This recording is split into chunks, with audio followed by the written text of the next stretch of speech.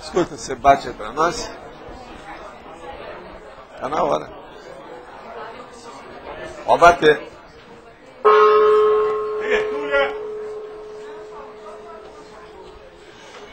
Pode colocar aí à vontade.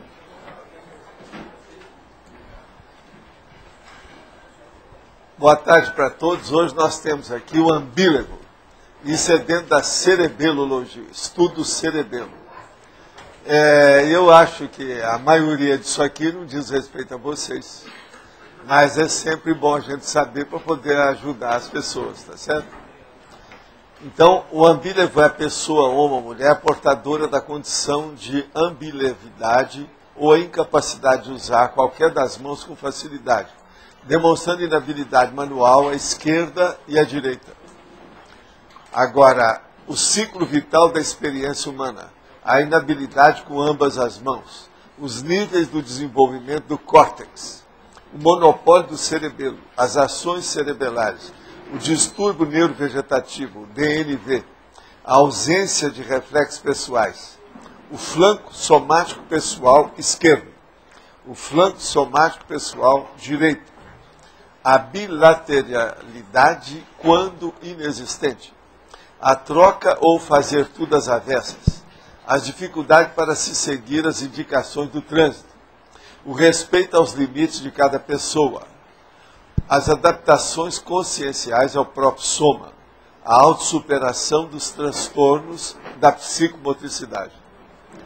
Nós fazemos aqui uma série de considerações nas logias e dizemos a condição da ambilevidade pode ser superada pela própria consciência, ainda no soma atual, ou nesta vida humana, dependendo da automotivação no emprego das energias conscienciais. Você já pesquisou o tema da ambilevidade? Com qual interesse? Agora, eu quero dizer para vocês que na tributologia aí, ó, onde está os adstritos ao cerebelo, é dos adstritos. E está faltando um quando também da bilateralidade, quando inexistente. Agora, para a Rosa, nós queremos falar, viu, a Rosa aí, que ela pode mexer na sinonimologia, que pode acrescentar 5. E na antonimologia pode acrescentar 3.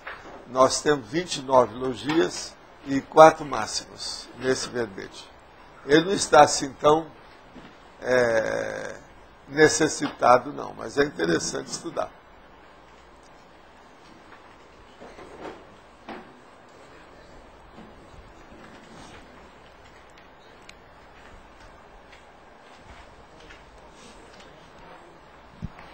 Professor Valdo, sim. Poderia comentar a frase enfática? A frase enfática. Sim. A condição da ambilevidade pode ser superada pela própria consciência ainda no soma atual. Quer dizer, nessa vida, com esse corpo humano, desde que a pessoa mexa nas energias conscienciais. Então, o estado vibracional, a exteriorização de energia, o equilíbrio com as energias, a higiene consciencial plotada ou embasada sobre as energias, a energossomática, pode ajudar isso. Porque o problema todo é o seguinte, essa nossa vida é uma vida energética. Quando a pessoa tem dificuldade com a bilateralidade, isso perturba toda a vida dela. Não é só do ponto de vista da psicomotricidade que eu estou falando, não. Dá um efeito emocional, dá um efeito intelectual, dá um efeito, vamos dizer, de interação com a própria vida humana. Entende? Porque a pessoa ela fica reduzida em determinadas manifestações. Como, em alguns casos, como se ela fosse uma deficiente física. Mas Entende? aí, Agora, com a energia, ela supera isso. mesmo sendo aqui, como fala na parafatologia... Mesmo sendo o processo do cerebelo, ela supera. E Ela do supera psicossoma porque também. a inteligência dela, a observação, a concentração mental, a atenção, a associação de ideias, ela vai fazer a profilaxia disso. Ela se previne. Não, aquilo ali, eu não estou bem, eu vou usar isso, que aqui eu uso esse outro recurso que eu acerto. Isso é energia. Tem que mexer com a energia. Agora, se ela piorar, é sempre pelo lado emocional. Ela pega pela emoção, aí ela começa a errar mais. É aquela pessoa, por exemplo, ela nunca erra determinadas coisas daquilo que ela faz. Mas, se ela está um pouco assim, assustada ou ansiosa, ela erra. É tanto que a gente fala, jamais um homem ou uma mulher brigou com o parceiro e pega o carro. Isso não deve acontecer nunca. É o que acontece nos filmes americanos lá de Hollywood. A pessoa sai e bate o carro. É sempre assim. Acabou de brigar, vai lá. Por quê? Aquilo já deu alteração na psicomotricidade dela. Os reflexos não são iguais, não são os mesmos. Não são aqueles que é o natural, os naturais dela. Então isso é muito importante. A ambilineridade é uma coisa que não é muito falada, mas que eu acho que é muito importante. Eu, dentro do processo da minha clínica, já no interior, eu atingia muita gente com esse processo. Agora, isso é dentro da neurociência hoje, que é a antiga neurologia. Mas não é só. O processo é mais emocional, energético, para pegar o cerebro. Mas aí, por exemplo, funcionários numa indústria, assim, numa fábrica, se a fábrica colocar ele não muita deve pressão... trabalhar. Isso não é recomendável. Deve se abster. Quando está em dúvida, deve se abster. Agora, o dia que ele melhorar, consertar aquilo, tudo bem. Ele aí vê o que é que ele faz. Mas não deve... Isso seria uma temeridade, um excesso. Não, mas aí, por exemplo, uma pessoa normal, mas que Sim. trabalha numa fábrica, se a fábrica colocar muita pressão de metas... Não, isso mas isso aí não. Isso aí já é uma orientação industrial. Isso é o processo. Esse povo não entende CIPA, que é a Comissão Interna de Prevenção de Acidentes. Isso aí já não é o erro do operário, da operária. Isso é o erro da comunidade, da indústria, no caso. Valdo, né? Sim. Eu gostaria que você comentasse essa situação de ambílivo ou ambelividade na questão do sentido figurado, porque para mim parece mais interessante. Sentido figurado, você sabe, isso aí é metáfora, né? Eu gosto de falar mais as coisas concretas que eu pego e a gente... Não, mas esse pode ser usado no sentido figurado, não? Pode. Porque aqui tem dubiedade... Não, isso é igual aquele negócio dos alemães, né? Que a pessoa que fala demais, depois que ela morre, matou a pessoa, tem que matar a boca também, porque ela continua falando. Isso aí é a mesma coisa. Isso é metafórico. Sim, mas como que dá para usar no sentido, um exemplo, por exemplo, no sentido figurado? É aquela pessoa que chama trapalhão. Você lembra que na televisão havia o Didi com os trapalhões. Lá em Hollywood tinha os três patetas. Todos esses. Agora, o nome que eles gostam de usar, por exemplo, no interior de Goiás, é o Doutor Confusino. Doutor Confusino. Aonde ele chega, aumenta a entropia. Então, há uma certa bagunça generalizada em torno. Toda pessoa, quando chega, modifica as energias do lugar. Ela influi na energia. Agora, essas pessoas influem na energia antipática, que é a pior que tem, a patológica. Então, nosográfica. Isso que é o X. Por quê? Ela está desequilibrada. Agora, vocês vão falar assim, mas veja, isso é só um problema do cerebelo, é um processo diferente. Eu falo assim, você está certo. O cerebelo é menor do que os dois córtex. Afinal de contas, tem dois hemisférios cerebrais e um só cerebelo. Mas, na manifestação física, o cerebelo predomina em muitas coisas. Por exemplo, tudo que eu estou falando aqui, isso aqui é o cerebelo. O meu hemisfério cerebral direito ou esquerdo não vem para falar diretamente com vocês. Ele transmite o negócio é aqui. Isso tudo aqui são pseudópodes, são extensões da minha situação. Então, ao mesmo tempo que é importante, a gente tem que levar isso em consideração e saber que os dois córtex são superiores, porque ele é que governa, é o que mantém. A matriz mesmo da consciência está mais nos dois córtex, entende? Ou nos dois hemisférios cerebrais, e não apenas só no cerebelo, que é da psicomotricidade. Agora, no sentido real, a incidência é grande de pessoas ambíguas? Agora, essas pessoas sabem compensar isso. E eu conheci na minha vida uma série de intelectuais que eram ambílegos. É tanto que, você olha na Academia Brasileira de Letras, quantas pessoas de idade lá, durante muito tempo, não usavam computador. Eu só queria pensar, que é o seu processo, é só metafórico. Eu ficava só nisso, mas na prática mesmo, na hora de digitar, A pessoa tinha dificuldade com isso. Agora, o ambílevo é justamente o contrário do ambidestro. Entendeu?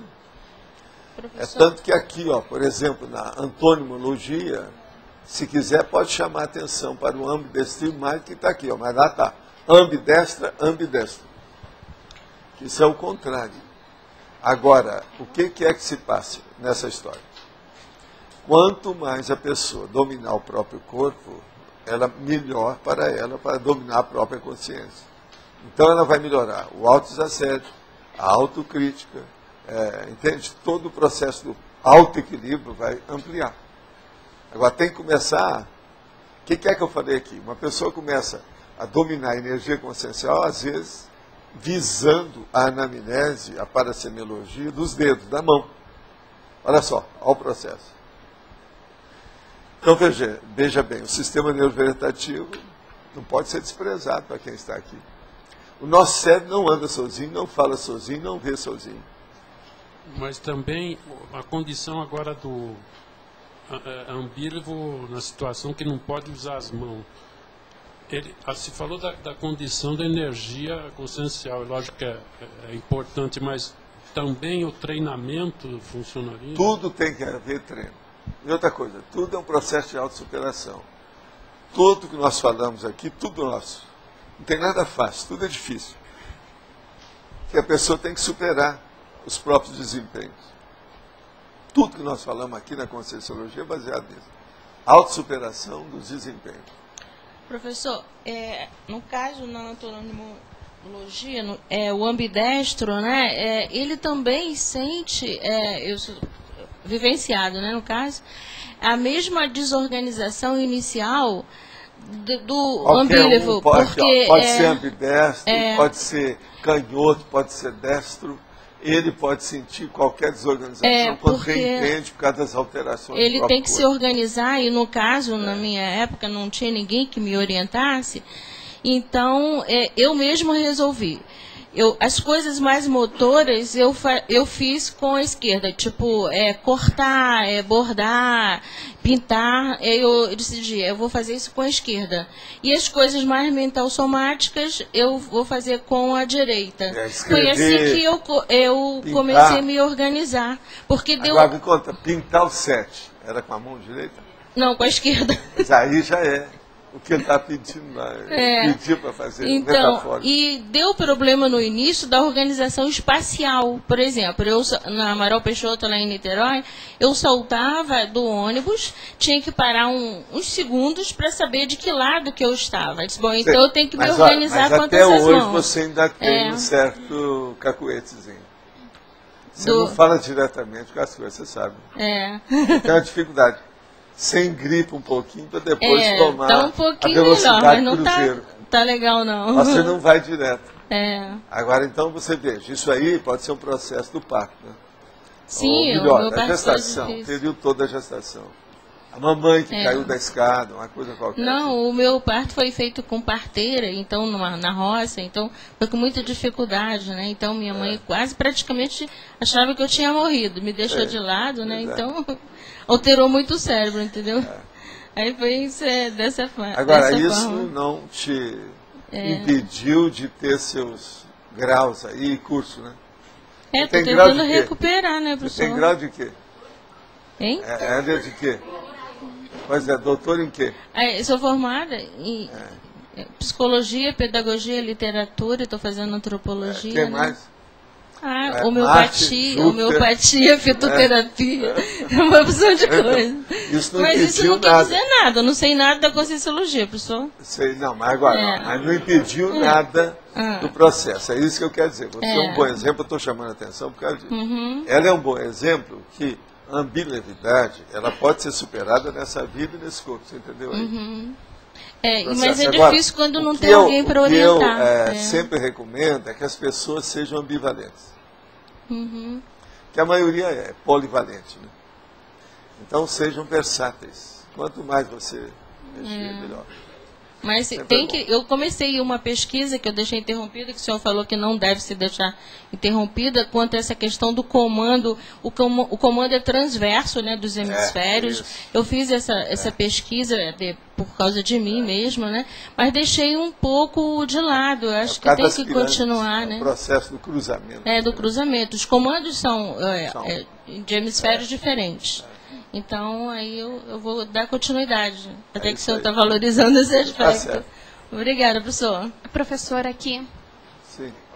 Eu gostaria de saber qual a principal origem dessa dificuldade de utilizar as mãos, se isso tem a ver com a paragenética.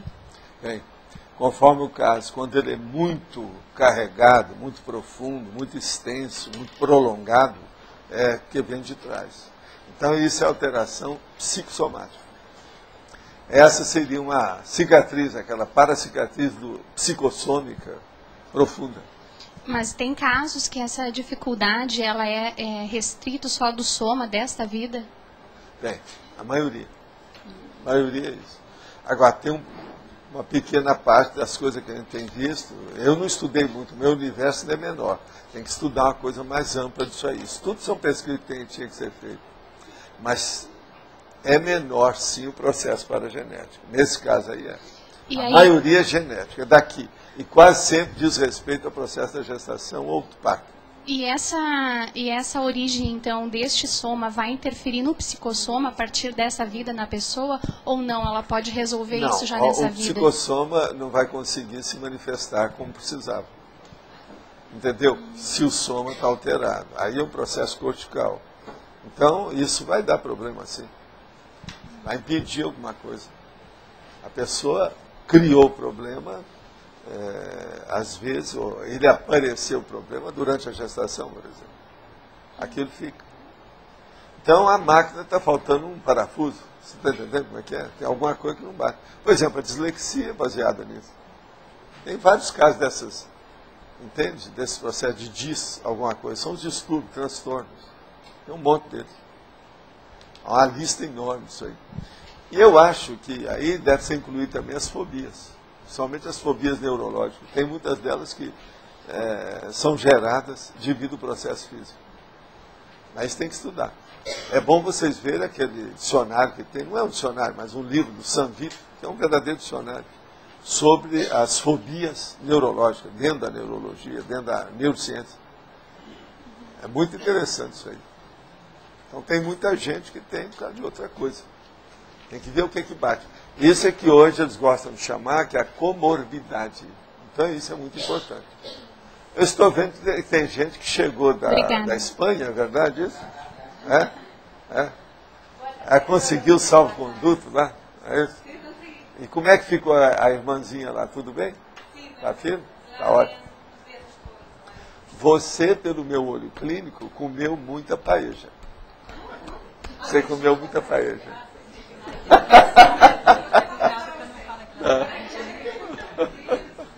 Tá ótimo. Você está vendo? Nós podemos usar, então, aqui, ó, a caramuxa. Aqui não, aqui, você e ela. Como é que é? Caramuxa.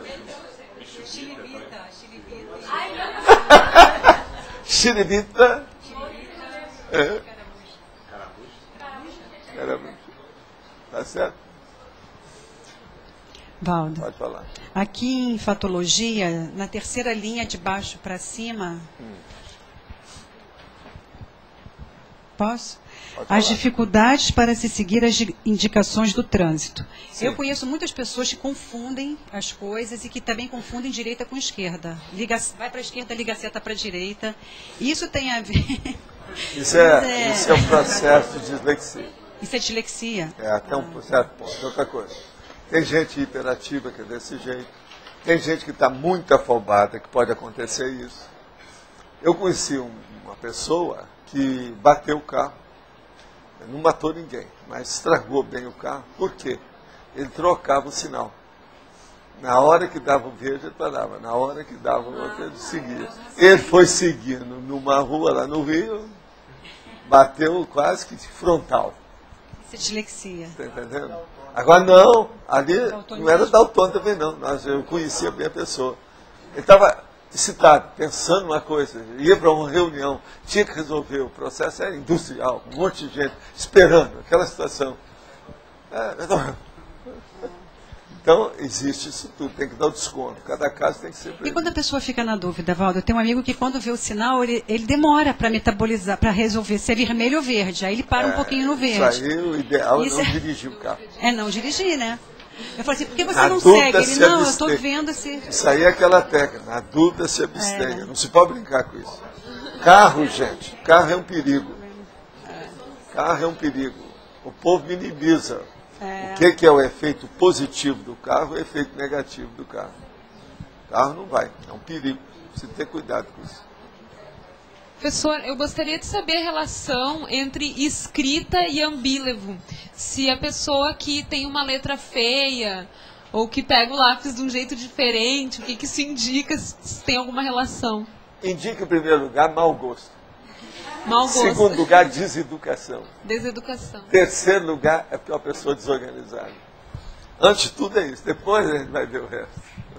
Nem toda Há muito pessoa processo tem que é feia. falta de educação, falta de organização e outra coisa, falta de bom gosto. Né? Tem de tudo, a vida é assim. Bom gosto nós estamos falando, quer dizer, um bom gosto assim, consensual, de consensualidade, razoável, médio, aceitável. Você está entendendo? Porque tem certos, né, paladares que não vão, né? Não dão certo. Né? E uma outra... Pegar lápis errado, essas coisas assim também. Sim. Agora, o problema todo é se organizar. Todas essas pessoas devem começar a organizar, porque é pequenas coisas que estão junto dela. Se ela não organizar nisso, tudo mais não se organiza. É tolice falar que organiza, que não tem jeito. Você sabe qual é o primeiro passo que acontece com uma pessoa que vai fazer trabalho no holociclo dentro do problema de pegar um livro e estudar.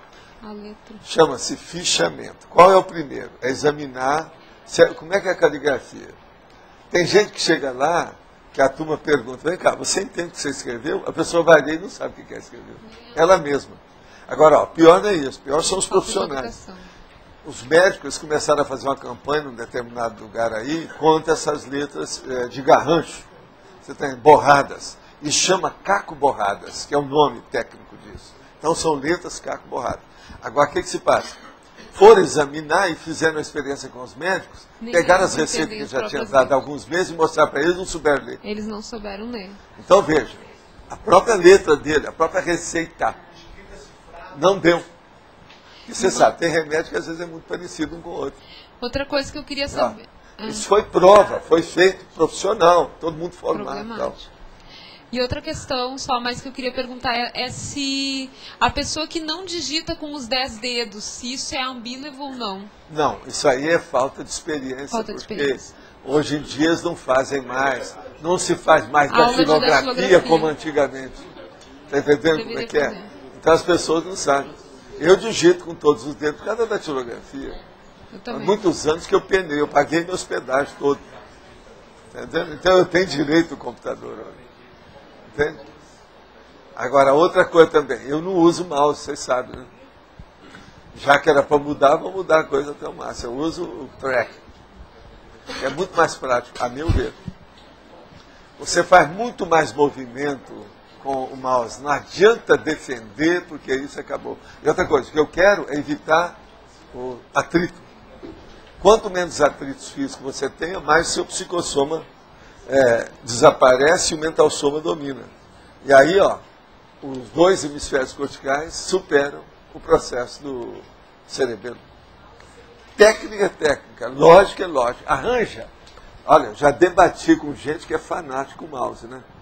Eu falo assim, você deve ter sido rato muito recentemente, por isso que gosta tanto de mouse. Agora, o processo é esse. Pensem só no processo do atrito.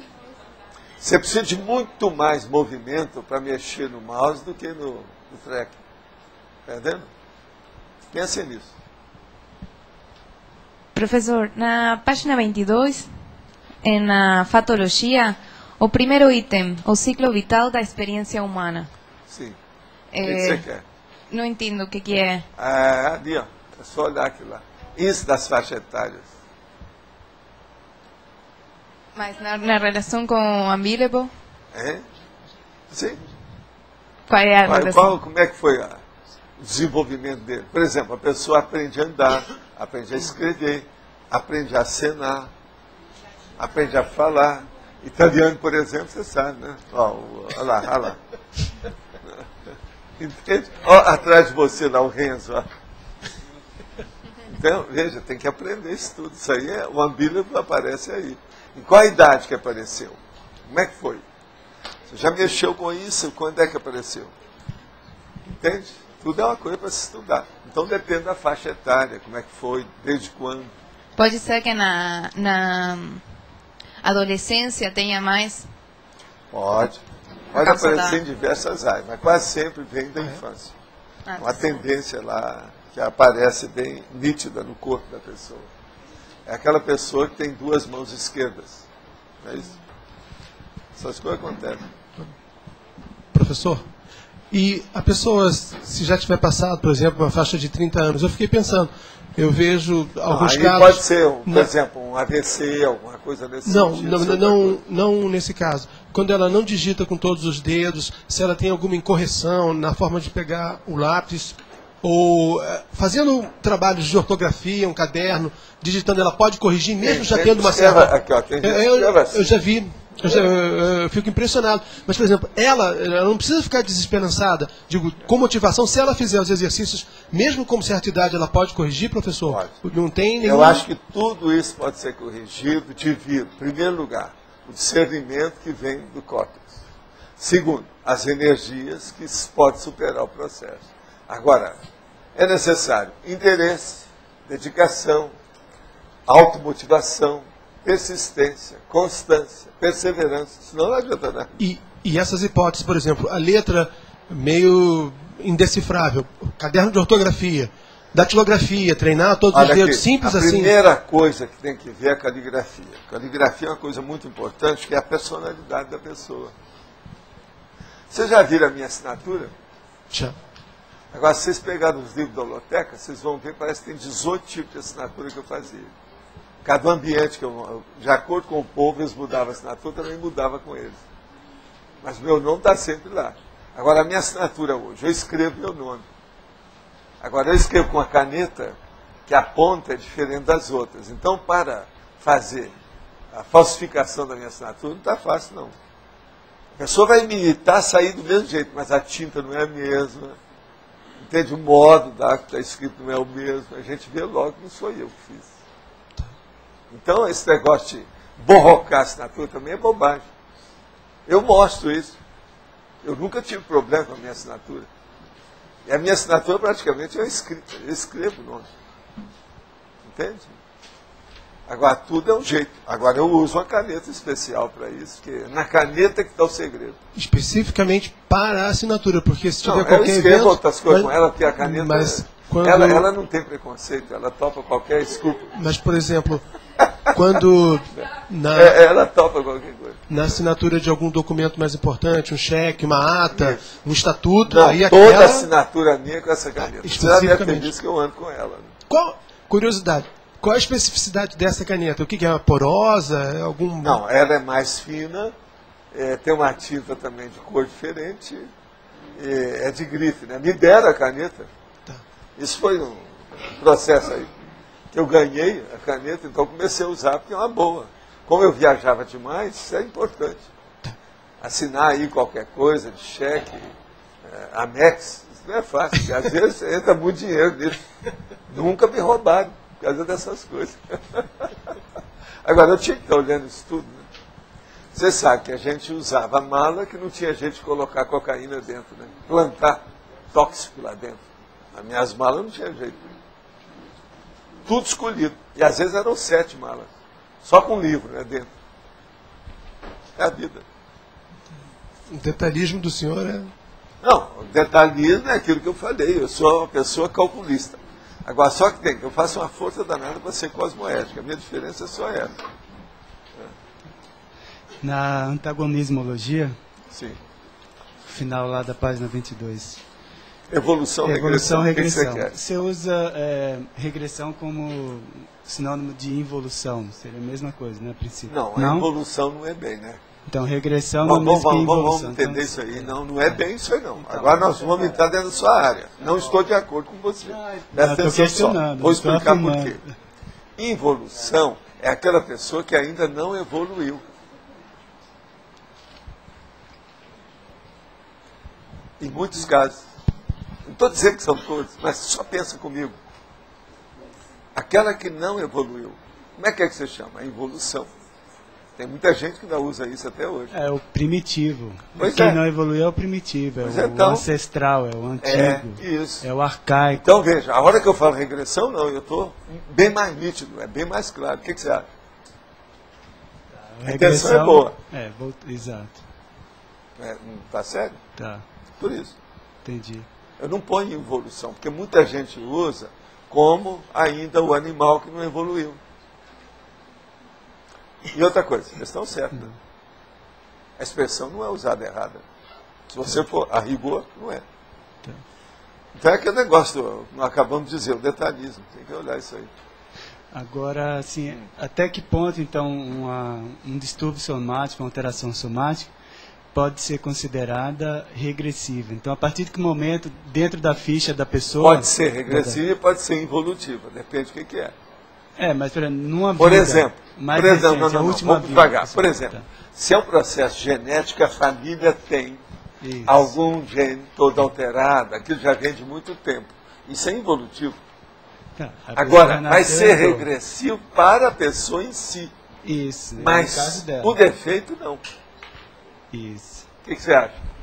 Você está vendo o negócio da parasemiologia? É um negócio seríssimo. Tem que passar, a lupa está aqui. Senão não vai. Tem que pôr a lupa na história. Então, ficha tem lógica, pessoa, não tem? Né? Tem lógica? Professor, pode falar. Qual é a contribuição da autovivência do estado vibracional na condição de ambivalidade? Total. Como? É total. É total? A contribuição total. A base de tudo começa pelo estado vibracional. Então há essa reformulação... Se você tem um estado vibracional, todas as coisas suas tendem a melhorar. O estado vibracional é como diz aquele cara para nós. Ele é o cura tudo. É a panaceia universal. Mais prática que tem por aí tudo. Por quê? Essa vida é energética. Essa vida nossa é material, tá certo? Ela é carnal. Ela é celular. Ela é orgânica. Mas ela é energética. A matéria não tem vida própria. Então há essa interferência direta. Ela funcionar. Há essa interferência direta na paragenética. A energia é o médio da consciência. Entendeu? É a interação da consciência. É a interface da consciência. É a energia. No universo só tem duas realidades básicas, mas que chega para ser três. Consciência e energia. Agora, a energia, ela começa a fazer uma opção de coisa, isso tudo que está aqui, isso tudo é decorrência da energia. Produto depende da energia. Agora, aqui vem da consciência. Então, tudo que nós temos aqui é produto. Primeiro da consciência, segundo da energia. Isso é a vida. Então, esse potencial do EV nos acertos da paragenética, não é? Olha, o povo ainda não sabe, vai demorar muito, eu acho que alguns séculos, para isso aí o povo entender. É a base de tudo. Você tem que lembrar que o EV é a manifestação materializada, corporificada, palpável e concreta da sua intenção. A energia, ela é mais corporificada pelo EV. Então poderá-se dizer que... Pela sua vontade, a vontade corporificada através da energia. A condição de ter a autovivência do estado vibracional naquele ponto mais alto e estável... Dominar tudo. Pode dar origem a uma reformulação total de tudo. A partir lá, depois da isca inconsciente, sem EV, não adianta nada. Você vai falar assim, não, mas tem uma opção de gente que é capaz de sair do corpo e não sabe nada de EV assim. Saiu do corpo, e daí? O que deu? Qual o resultado? Espreme a vida dele. Não tem resultado nenhum, não há fruto de nada, porque ele não entendeu nada. Sair do corpo não quer dizer que a pessoa está fazendo alguma coisa boa, pelo contrário. pode ser pior. Você entendeu? E é projeção. Então, Só que não é a projeção que eu estou chamando lúcida. Olha lá, ó. Projetor consciente. Não é projetor consciente, é inconsciente. Todo mundo é inconsciente. Está entendendo? Então, o cachorro lá da sua casa sai do corpo, inconscientemente. Ele não sabe daquilo. É então, desconhecido. O valor do EV é uma coisa que nós ainda estamos a entender. O real valor. Tem muita. Ó, põe milhões de anos-luz pela frente ainda. Tem muita coisa pela frente. É a base de tudo. Interessante. O que é que eu falo? Que ele é a gazua, a chave geral. Tá certo? Da vida humana. E eu não tenho nada para retirar isso aí. Eu reafirmo. Agora, eu sei dessa história por causa de vidas anteriores minhas. Eu era rapaz e já sabia de tudo isso. E já usava o estado vibracional. É a vida. Em outras vidas também eu usei. Que é o que tem me ajudado demais. É uma ferramenta de uso que eu não substituo por nada. Entende? É a base de tudo. Agora, gente, falar nisso, eu queria dizer o seguinte. Curso de verbetes da enciclopédia. Alô, alô, Curitiba. Dia 8 e 9 de março. Vai ter o curso por aí. É bom vocês ir lá. Há uma pontuação do curso. 16 blocos temáticos. 64 verbetes selecionados. Um verbete inédito. Apresentação do vídeo da tertúlia Partilha do Saber. É como se fizesse essa tertúlia lá com vocês. Vale a pena examinar isso aqui. Tem muitos dados da história toda, o material didático, e o investimento até que é baratinho, não é tão caro. 270 pratas só. Não é isso? Aqui, parcelado, ainda tem isso. Esse negócio quando é parcelado, você já viu, né? Isso aí é outra coisa. Vocês vão ajudar o tertuliário aqui para ficar mais fácil. Aqui, ó, faça o curso, entenda o que é a tertúlia, seja um bom tertuliano, depois vem aqui para brigar com a gente. Esse aqui é meu convite básico, não é isso? Uma boa? Agora, eu quero falar para vocês que o uso do celular aumenta o risco de câncer nas glândulas salivares. Ó, isso aqui parece que já conseguiram provar. Eu estou falando isso há muito tempo, mas agora essa das glândulas salivares, nem eu não pensei nisso. Isso aqui é novidade para mim. Agora, o cientista israelense é Sigal Sadetsky. É uma médica epidemiologista, catedrática da Universidade de Tel Aviv. Ela foi estudar lá, principalmente as pessoas que moram em áreas rurais. Então, já que os celulares precisam emitir maior radiação para compensar a escassez das antenas, esses usuários é que têm mais um problema, porque usa mais o processo, tem mais energia no caso. Após examinar 500 israelenses com tumores benignos e malignos das glândulas salivares, ela publicou agora, está no American Journal of Epidemiology. Vale a pena ver isso. Parece que aqui não tem jeito, o povo agora está defendendo o celular nesse aspecto. De modo que urubos servem bem o que se passa por aí. Pode falar. Na parafatologia, não sei se já foi comentado, porque eu cheguei depois, mas tem assim, os distúrbios paragenéticos, os retrotraumas psicossômicos, as cicatrizes psicossomáticas. Você poderia citar quais exemplos no passado que a pessoa vivenciou? Eu já falei sobre psicossoma e cicatriz do psicossoma aqui. Nós tocamos nesse assunto rapidinho aí, né? Falamos. Agora, o caso todo é o seguinte. Uma cicatriz que tem alteração no sistema nervoso central, isso pode alterar o processo cerebelar e dar o problema das alterações bilaterais. Só pensar. Tem uma série de distúrbios que afeta aí. Todos aqueles da dislexia, descalculia, diz não sei o que, diz aquilo, né? Tudo isso. Tem um monte deles. Ainda falei também nos distúrbios das fobias, que é interessante colocar aí também, porque tem coisa de fobia nisso. É só ver aquele livro do Sanvito lá, aquele dicionário que ele tem, neurológico. Agora, gente, eu comecei a falar na neurologia, como a gente está estudando o ambílevo, por isso que estou falando em câncer aqui. Agora tem um aqui, outro, sobre câncer. Câncer e luz. Está aqui. A exposição à luz artificial durante a noite é a segunda mais importante causa de câncer de mama. Vocês sabiam disso? Essa que é. Essa é terrível.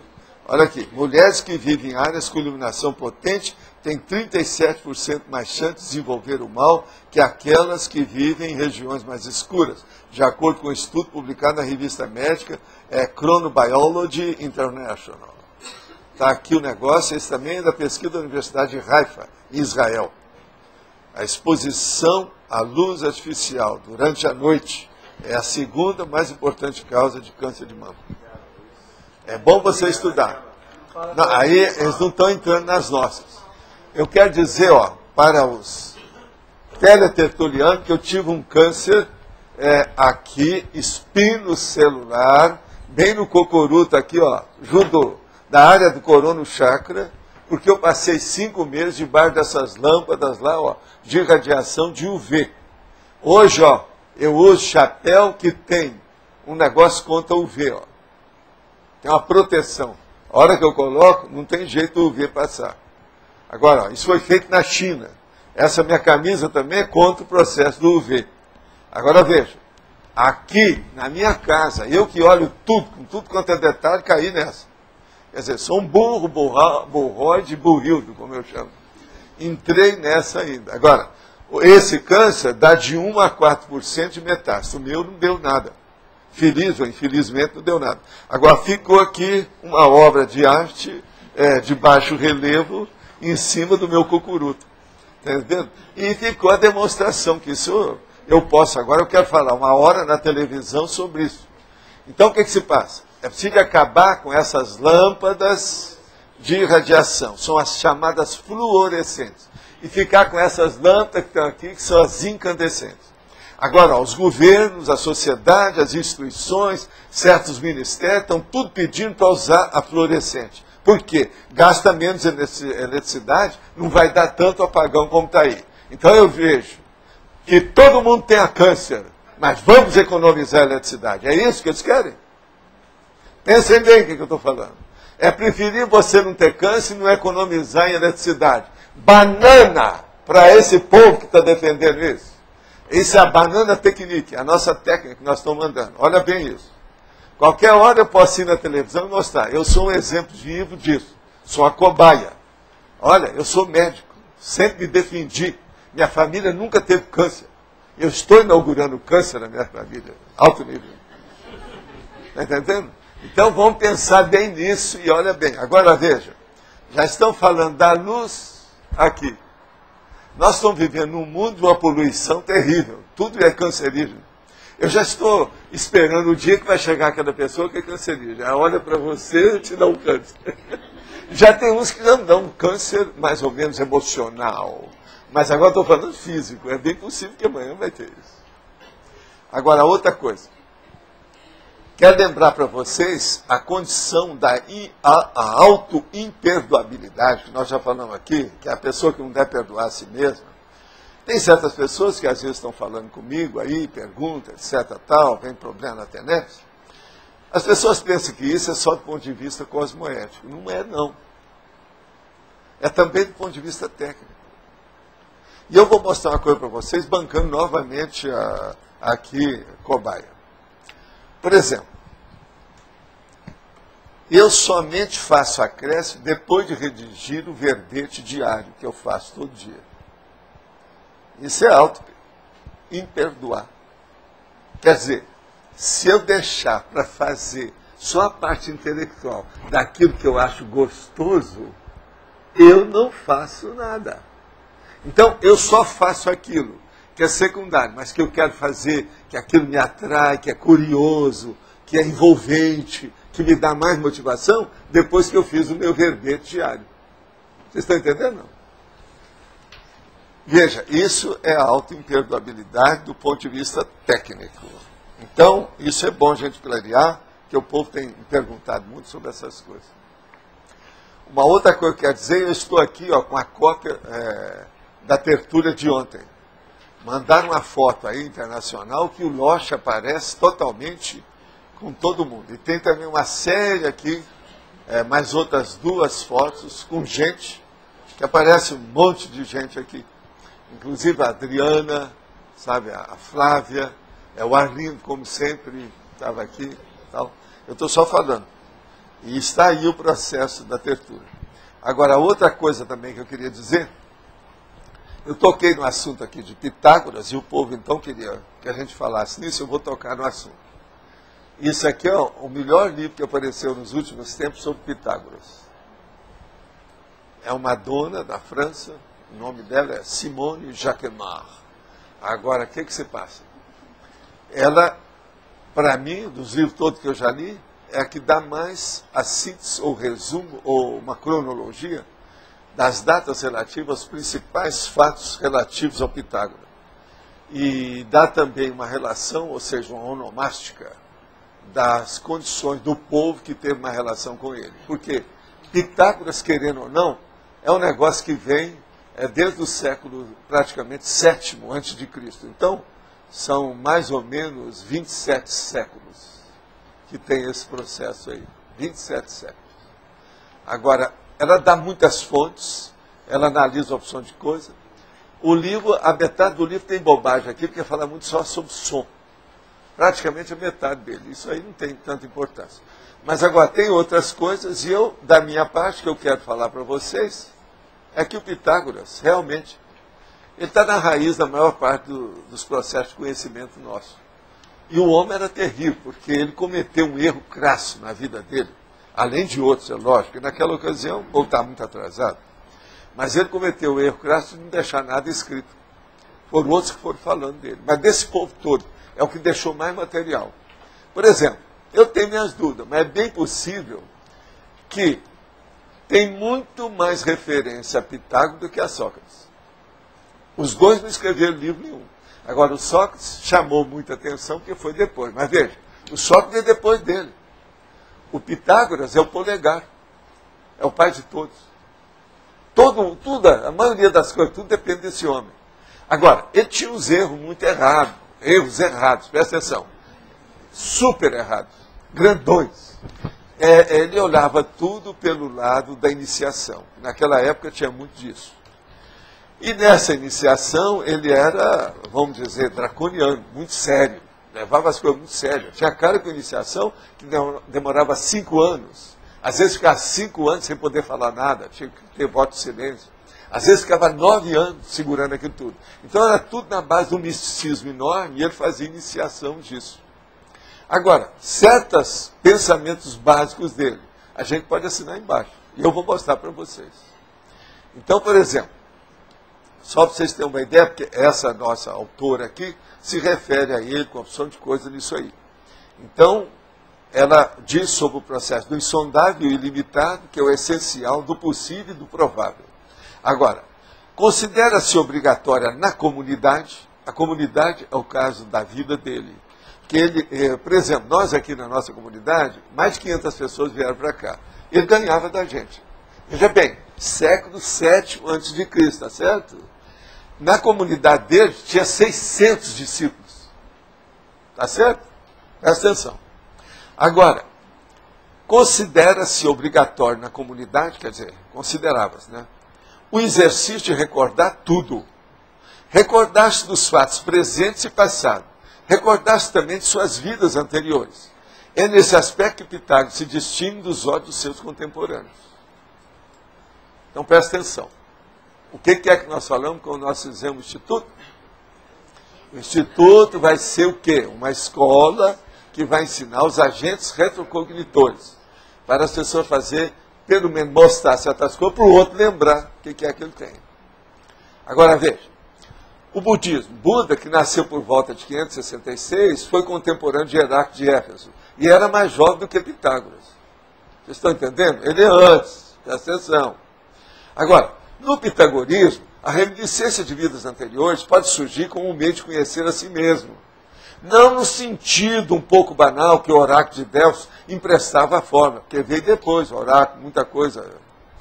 Então veja, mas dando a essa máxima um novo alcance de saber qual é a nossa alma, reconhecer por meio da multiplicidade das encarnações a unidade e a continuidade da sua própria história. O que eu chamo? Como é que chama? Holobiografia. Agora aqui, e acrescenta, Para o sujeito, não se trata de aprender sobre si mesmo em relação ao seu passado pessoal, de reencontrar-se na singularidade de uma vida interior que o diferencia de todas as outras criaturas. Trata-se de situar-se no contexto de uma ordem geral, de restabelecer sobre todos os planos a continuidade entre si mesmo e o mundo, e religar sistematicamente a vida presente ao conjunto dos tempos e a existência humana, à natureza como um todo. É a tudologia, aquilo que eu vivo falando para vocês, que é um negócio sério. Então aí ele fala, na verdade a imortalidade da alma permanece um fato a ser demonstrado. Dos mais ilustres ao mais humilde, ninguém pode vangloriar de ter comprovado isso. Isso é um erro dela, que ela não conhece nada de projeção. Ela toca no assunto aqui muito por cima. Isso é, eu estou falando do erro da autora. Agora aqui, que a migração das pessoas, eles achavam na época lá dele que precisava de 3.000 anos para a pessoa melhorar. Agora, Pitágoras havia todos eles, aqui ele fala uma série de gente, os pitagóricos, depois, todos eles, biógrafos de Pitágoras, afirmaram que suas metempsicoses, que é a lembrança de vidas anteriores, haviam durado 216 anos. E que após igual número de anos, ele havia retornado ao mundo para viver uma nova vida. Quer dizer, ele passou 216 anos sem ressomar. Pitágoras pediu-lhe o poder de conservar após sua morte, durante suas próximas vidas, a memória das diversas peripécias de cada uma delas. E, em razão disso, ele não se esqueceu de nada. Quer dizer, ele tinha retrocognição. Entende? Agora, a hora que ele viu o povo daquele jeito, você pensa bem. Eu esperei 2 gerações para poder falar essas coisas aqui. Agora, o coitado, naquela ocasião, viu que eu fazia um jeito, eu fazia uma prisão para esse povo. E foi por aí que ele entrou. De 4, entrou pelo cano, errou tudo. Agora, um dos maiores caras dele, ele fala aqui também do que é o filho de Armênio, que é aquele negócio que a gente fala lá sobre a projeção. A moça fala aqui nisso, a autora. Depois ela fala assim, ele reconhecia estar de posse de lucidez do recolhimento que coroa a sucessão de inumeráveis vidas, apesar da ousadia de afirmar sua certeza. Quer dizer, eu estou usando isso hoje, que ele estava usando há 27 séculos. Eu estou falando o caso, por exemplo, meu, vidas anteriores, faz 50 anos. E agora eu estou falando até o caso do Zéfiro. Agora, ó, Pitágoras exortava seus discípulos a praticar meditação cotidiana, o exame da consciência e a evocação das ações recentes e passadas. O que é que eu falo? O que é o estado vibracional? Quando você chegava praticar o estado vibracional, relembra tudo que você fez no dia anterior, tudo que passou nas últimas 24 horas. É o processo pitagórico. Veja como é que o homem está em todo. Outra coisa, aqui está falando sobre a Mnemosine, que é da memória, que era a irmã do Cronos e do oceano, que é a mãe das musas. Tudo isso é o processo dele. Ele tinha que pegar aquilo que havia na época. Agora, a memória é o fio de Ariadne. Você sabe como é? Que é a base de tudo que eles falam. Agora, tem o antes e tem o depois. O negócio todo é esse. O antes e o depois. É o passado e o futuro imediato. Mas o presente é o futuro. Agora, outra coisa. Empédocles foi discípulo do mestre e do sucessor. E ele escreveu as purificações. Essa autora é muito boa, que ela dá o nome do autor, dá o nome da obra. O tradutor aqui também conseguiu traduzir algumas coisas que ficaram faltando. Está muito interessante o processo da integração com o todo que eles falam. Agora, fala no exame de consciência do Jâmblico, que relata sobre o Pitágoras. Esse aqui ele fala direitinho que ele era um agente retrocognitor. Eu vou só falar, olha aqui, eu estou só, tudo foi traduzido, a dona que pegou, examinou o negócio todo. Eu estou passando, ó, quem conta um ponto pode estar aumentando um ponto, mas aqui não tem jeito, que é o fato que está sendo falado. Então veja, Jâmblico relata que Pitágoras ajudava todo novo discípulo a relembrar suas vidas precedentes, para que ele pudesse se situar melhor na descoberta do seu próprio ser. Vocês querem mais coisa do que a conscienciologia, não? Deixa eu te explicar mais. Por isso que eu falo, eu não estou trazendo novidade nenhuma. A gente está só repetindo as coisas que a gente aprendeu. Agora, como já dito, é surpreendente a inexistência de qualquer texto que proceda diretamente de Pitágoras. Esse aqui é o erro dele. Agora, é muita coisa que tem sobre Pitágoras que eles deixaram. E como é que ficou? Saia dessa.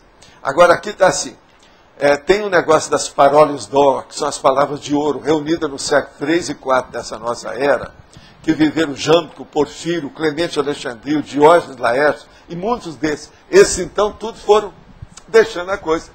Agora, o povo fica aí só falando em Sócrates, mas o coitado do Pitágoras foi colocado para escanteio. Então, é preciso a gente falar. Ele era um agente retrocognitor violento na época dele, e isso não pode ser desprezado. Agora, ó, só outra coisa para vocês saberem. Palavra de ouro dos pitagóricos. Vou pegar só uma delas. Tem bobagem no meio, mas foi só uma. Reflita antes de agir para jamais cometer atos insensatos. É prerrogativa do homem vulgar, dizer ou fazer coisas absurdas. Esse é o pré-serenão vulgar que eu vivo falando aqui para vocês. Tá certo? Espera aí, deixa só acabar aqui.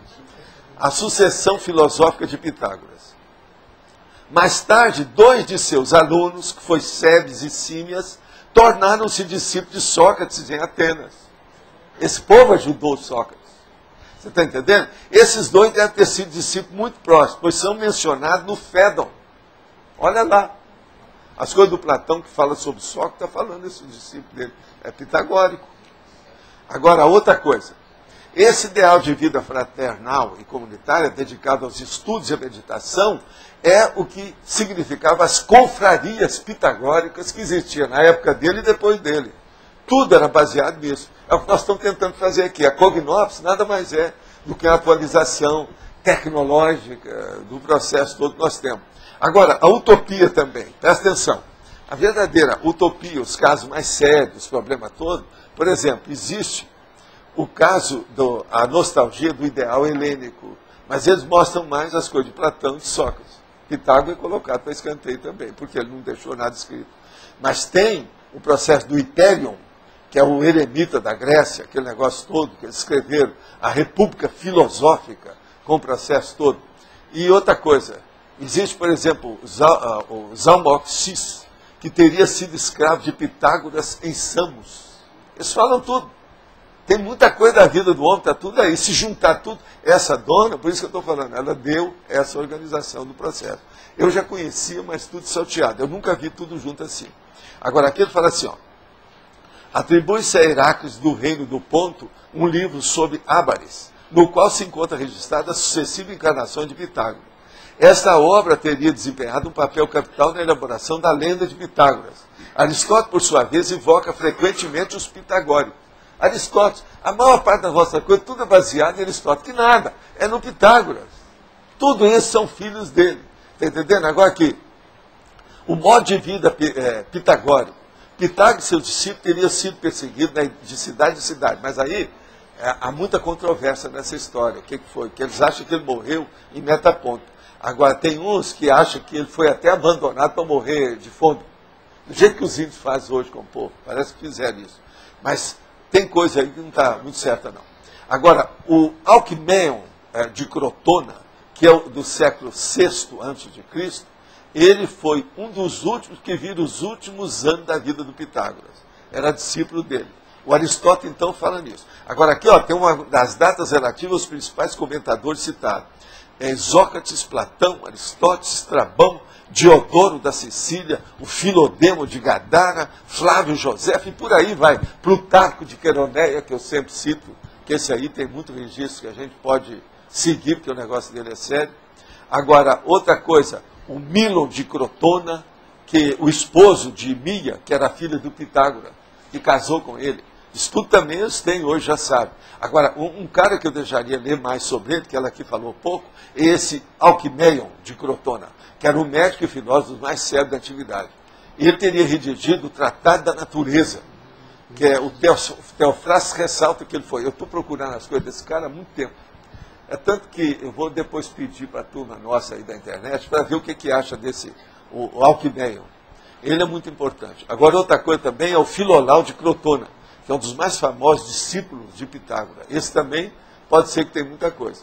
Como esse livro dela aqui, ó, chama muita atenção para isso. Agora, tem aqui outros pontos que está se falando sobre a comunidade dele.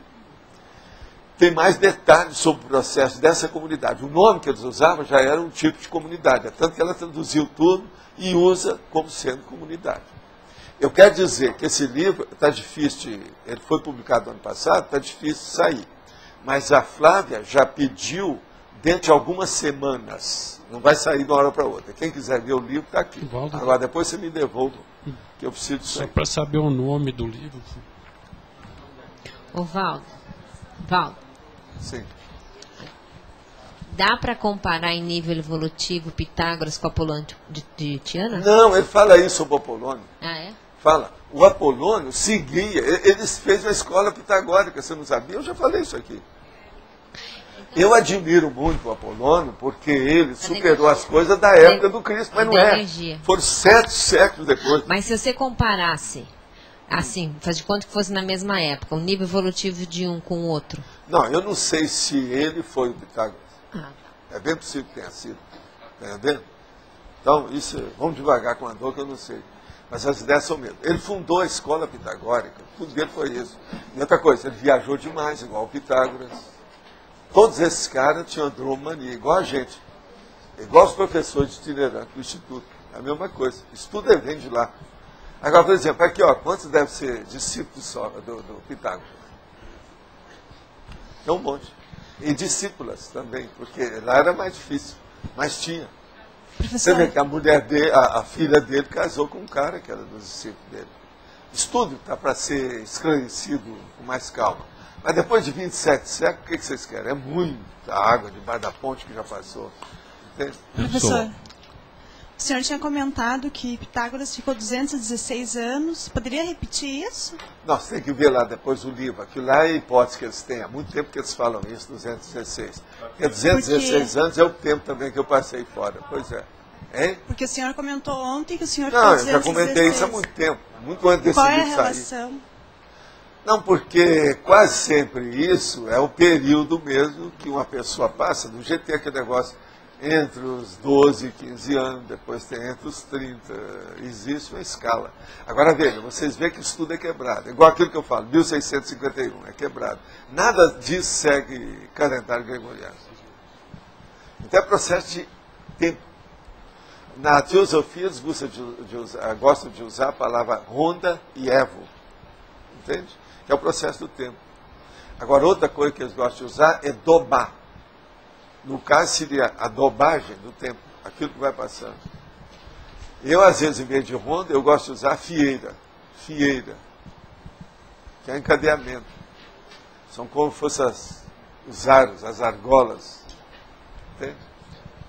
Valdo, você tem como fazer alguma comparação, porque você falou de Pitágoras e Sócrates, Sócrates e Pitágoras, que também, Sócrates também falava em reencarnação. Sei, mas ó, mas ele, é lógico, um não foi o outro. Se considera... Era mais ou menos, a diferença é muito pouco de tempo.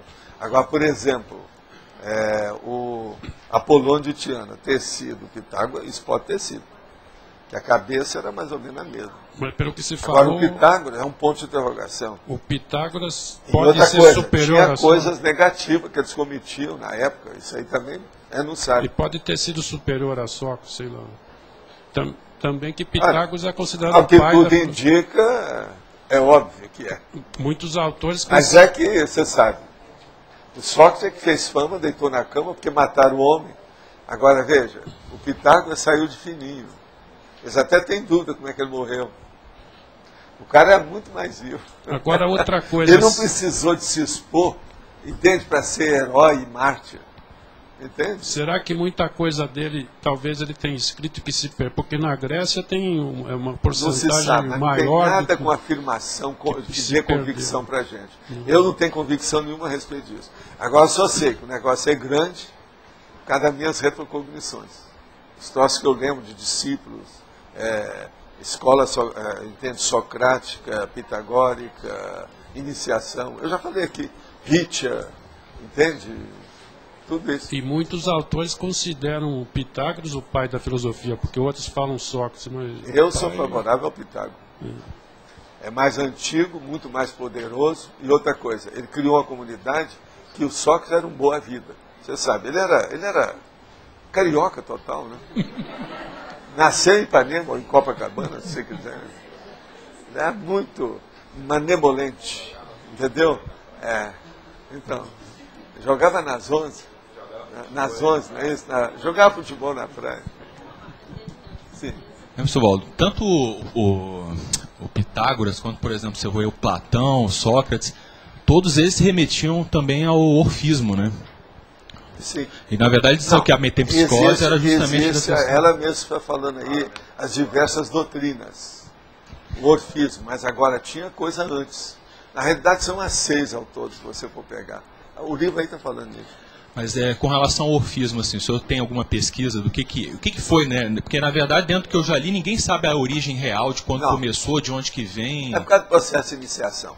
Agora, gente, vocês têm que lembrar o seguinte, a iniciação é igualzinho os esoteristas, os ocultistas, que até no século XIX isso tinha demais, aí, no início do século XX também.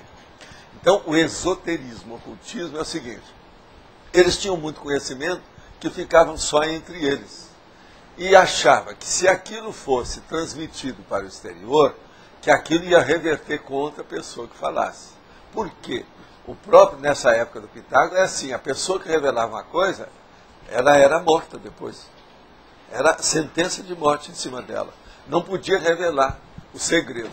Outra coisa, todas essas grandes empresas, no caso instituições e redes de pensamento, linhas de conhecimento, por exemplo, a maçonaria, até pouco tempo era totalmente também esotérica. Agora, hoje, é que ela está começando a ser exotérica, com X, não é com S, com X. Então, você veja, isso tudo é a tolice do passado.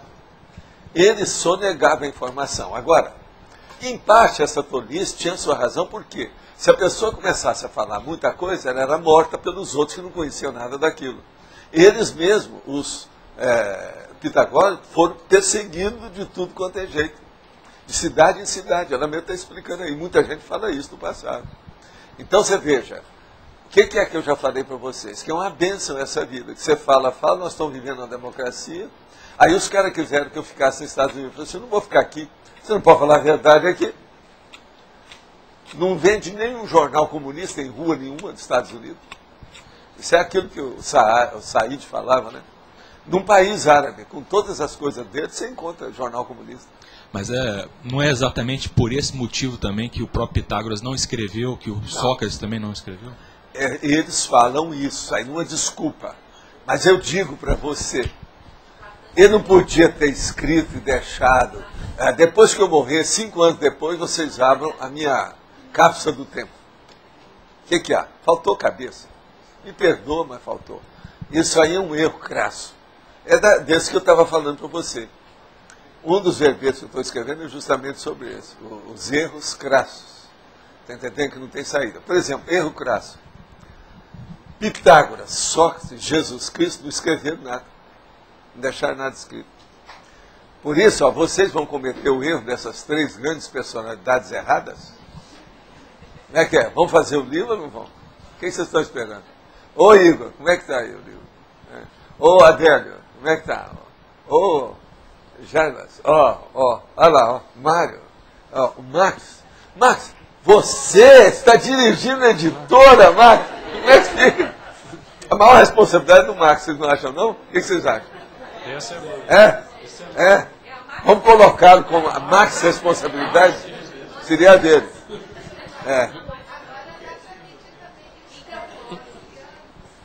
Waldo, esse livro aí chega a citar essa questão dele da adoração dos números, misticismo em cima dos números. Fala tudo. E da rigidez dele. Mas esse número eu deixo para a Rosa, que eu acho bobagem. Não, mas ele foi importante. Teorema de Pitágoras. E os números, tudo é besteira.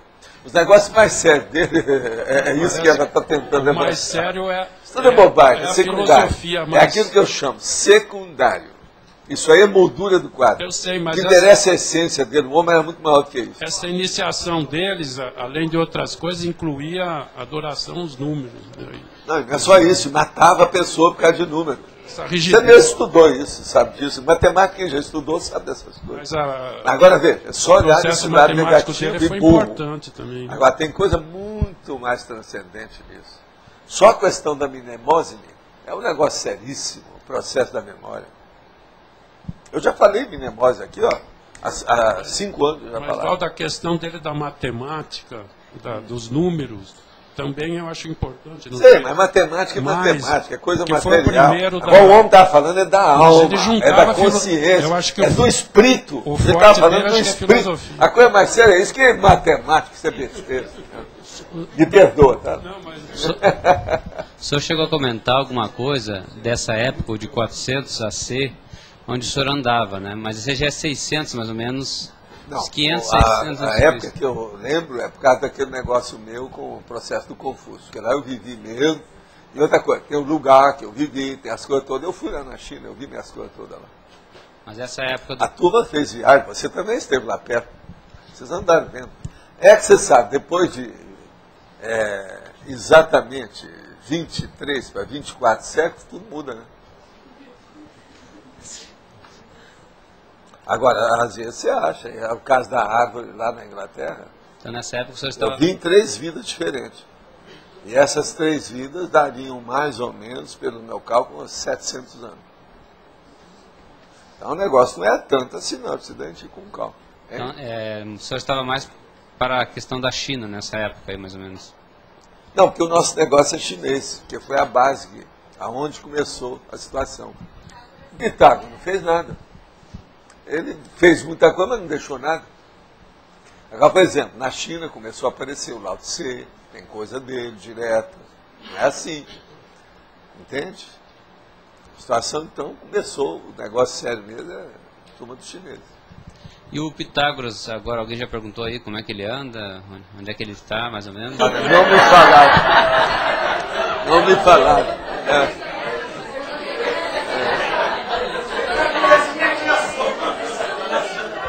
Agora, ó, pode ser um do tri parada dura, pelo seguinte, andando por aqui, Valdo. Pitágoras e Piton é muito parecido, né? Um começa o outro, né? E o tri parada dura é tudo na base da serpente, a víbora, não é isso? Piton. Não é isso? É o teorema. Valdo. Pois é. Aqui, teorema quer dizer 3. Trio, parada dura, sei lá, né? Essa questão da similaridade dele com a Conscienciologia seria caso não, a única coisa aqui, ó, vou falar uma coisa talvez definitiva. Talvez o Marx vocês. Fazer um livro que não, o Marx vou falar uma coisa definitiva sobre a realidade que eu acho sobre Pitágoras. Aqui tem vários discípulos pitagóricos. Isso eu garanto. Que eu também sou. Quem é que não é? Quem é que não é? Professor Valdo, qual é a maior característica de um discípulo? Todo mundo está estudando, mas todo mundo está estudando o processo pitagórico. Quem é que não é? É verdade ou não é? Ô Roberto, o que você acha? Quem é aqui que não é pitagórico? Vida 2, vocês estão pensando que é só a Rosa? Nada! Inclusive, existem relações aí com os colégios invisíveis, eu estava estudando na história, essas confrarias. As confrarias pitagóricas, o negócio é muito sério. E várias... Agora, ó, esse livro vale a pena você ver por causa das fontes que ela arranjou. Então, ela não tem bibliografia grande, mas ela faz uma listagem disso com as datas, a cronêmica, a cronologia é muito boa. Eu não vi erro nisso. Eu vi erro de bobagem assim do processo extrafísico, essas coisas, ela não entende isso. A francesa. Mas o livro dela tem valor. Não é de julgar fora. Agora, ela é apaixonada com o som. Então, ela perdeu tempo com isso tudo. O som é bom na questão do mantra, na questão do estado vibracional, a questão da palavra, a questão do hino, a interlocução. A metade do livro ela está falando só sobre o processo de som. Porque o Pitágoras estudava tudo, né? E o som entrou nessa história seriamente. Agora tem uma outra coisa. Ele era um cara que estudava tudo. Entendeu? Interessar por tudo. Num livro que eu li sobre ele, falava sobre umas esferas, que ele falava das Não, esferas. é a música das esferas, é aquele negócio todo. Aí está falando. Que o título do livro é esse. Harmonia das esferas. Entende? Porque ele menciona essas esferas como se fosse o que a gente fala de Comunex. É a Comunex da época, né? Que era mais atrasada do que a Interlúdio. Professor Valdo, então seria, pelos seus estudos aí, isso seria o primeiro reencontro de antidiáspora China na Grécia? Assim, das coisas parecidas com a Conscienciologia? Agora, ó, o que você acha? O Pitágoras foi para a China? Foi? Foi para a China depois? Eu acho que ele Ou ele veio. Veio e voltou, provavelmente. Agora, ó, estão me dando aqui, isso aqui é para irradiar? É. Esses são os dados dos tertulianos ligados em diferentes computadores. Logicamente, pode ter mais de um vendo em cada computador. Exemplo, pode ser condomínios ou empresa. Sábado, dia 23, 327. Domingo, 24, 381. Terça, 26, 381. Quarta, 27, 392. Quinta, 28, 336. Isso é o total daqueles que estão vendo vocês aí. Aqueles que vocês podem falar, estou aqui, mamãe. Então, aquele negócio. Tá certo? Ubaldo. É bom a gente saber para ver a sua palavra para onde estão vendo. Aqui tem 100 pessoas, tem mais 300 lá fora. Então, olha bem o que vocês estão pensando e falando aí. 300 computadores, não pessoas. Pode ter mais pessoas. Não, mas é pelo menos um em cada computador. Ubaldo, eu queria fazer uma pergunta. Agora, com 300 e tanto, tem mais ou menos 500 pessoas que estão vendo isso. Queria fazer uma pergunta aí sobre Pitágoras. Você falou que Pitágoras ele gostava de estudar todo. Aí eu pensei no Lastanosa também, que tinha uma curiosidade muito grande com todo. Tinha, mas todos esses que têm a holoteca é isso. Pois eu queria perguntar. Processo da holoteca. Ele, por exemplo, ele não chegou a falar na holoteca. Agora, por exemplo, tem aquele filósofo que é o Jeremy Bentham, o inglês, que escreveu o processo lá dele, que ele queria também unir tudo, uma coisa só. Entende? Mas você acha que o Lastanosa poderia ter sido também um discípulo do Pitágoras? Ou... Não, todos esses são derivados de lá, né? Ele estudou alguma coisa de Pitágoras, lógico, um tanto de livro que ele tinha. A maioria dos processos intelectuais que tem por aí tem alguma tintura do Pitágoras, tem o dedo do Pitágoras lá. Entende Pitágoras? Está lá. Então isso tudo tem que entrar. Uma outra coisa, todas essas utopias que fizeram, tudo tem. Isso tudo tem que ser levado em consideração. Outra coisa, a Igreja Católica pegou muita coisa pitagórica. Os pais da igreja têm um monte de ideia de tudo que é de Pitágoras. Problema. Agora, o que é duro é que naquela ocasião as iniciações eram muito fortes. Você veja, no século XIX, vem Allan Kardec, divide colocar o trem nos trilhos, ele descarrilhou também. Então, um tal de gente descarrilhando que não é fácil. É o que nós estamos tentando ver se não descarrilha nessa. Ectopia ideológica, ideativa, intelectual, mental somática. Ectopia do discernimento, quer dizer, é a pior coisa que tem. Ubaldo, Tá claro? Ubaldo, eu sempre penso, no passado tinha umas personalidades assim muito inteligentes para a época, acima da média, né? Como não ele. É bem assim só, não. É porque aquilo é que ficou registrado, que havia outras pessoas muito inteligentes junto. Quase sempre era assim, uma comunidade que já tinha chegado a um determinado nível. Mas agora, um se destacava por isso ou por aquilo, fez fama, deita na cama. E outra coisa, um negócio que passa aí 1000 anos, já começa a ficar tudo alterado. Então é muito difícil. Num caso desse, nós estamos falando que tem 27 séculos, é um problemão. Mas havia mais gente, não é só aquela pessoa, não. Aquela que pintou mais. É o negócio que eu falo, fez fama, deita na cama. Mas então, tem que dar um desconto enorme. O que tem na baratosfera de gente célebre não está no gibi. Eu mesmo encontrei a opção. E o Dante fala isso também, né, no inferno dele. Então, esse negócio é muito relativo. Entende? Muito relativo. Mas a gente tem que estudar bem e ver como é que é. Sim. Podemos falar um pouquinho do tertuliário? Vocês podem falar agora, mas agora é bom falar mais tarde, porque senão daí a pouco vocês já querem ver o processo de eleição, milhões de coisas. É bom deixar para depois. É porque não tem pergunta, não lego nenhuma pergunta pela internet. Sim, então não tem nada. Nós vamos discutir nossas coisas, você fala mais no fim.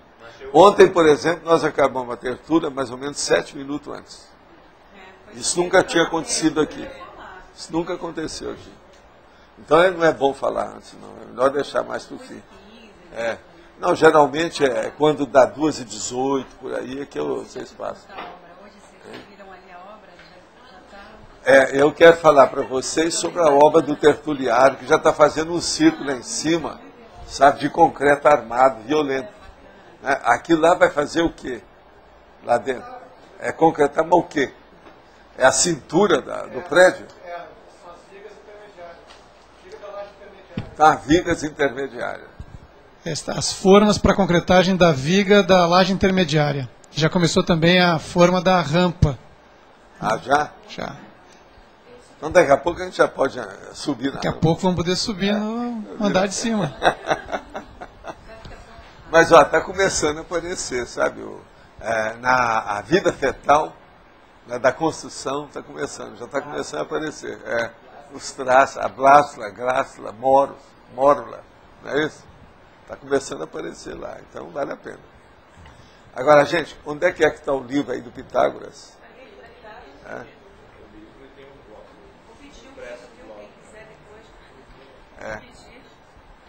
Agora, aqui tem um trecho aqui que está falando do nosso amigo lá, o Apolônio. Esse eu não cheguei a ler. Eu só queria mostrar para vocês, tem um lugar aqui que está falando dele. A moça fala muito aqui do Plutarco de Queroneia. São muitos autores que ela fala e faz as comparações, etc. Muito interessante sobre esse aspecto. O livro dela é fora de série sobre isso. Vale a pena pensar e examinar aí o que é que tem.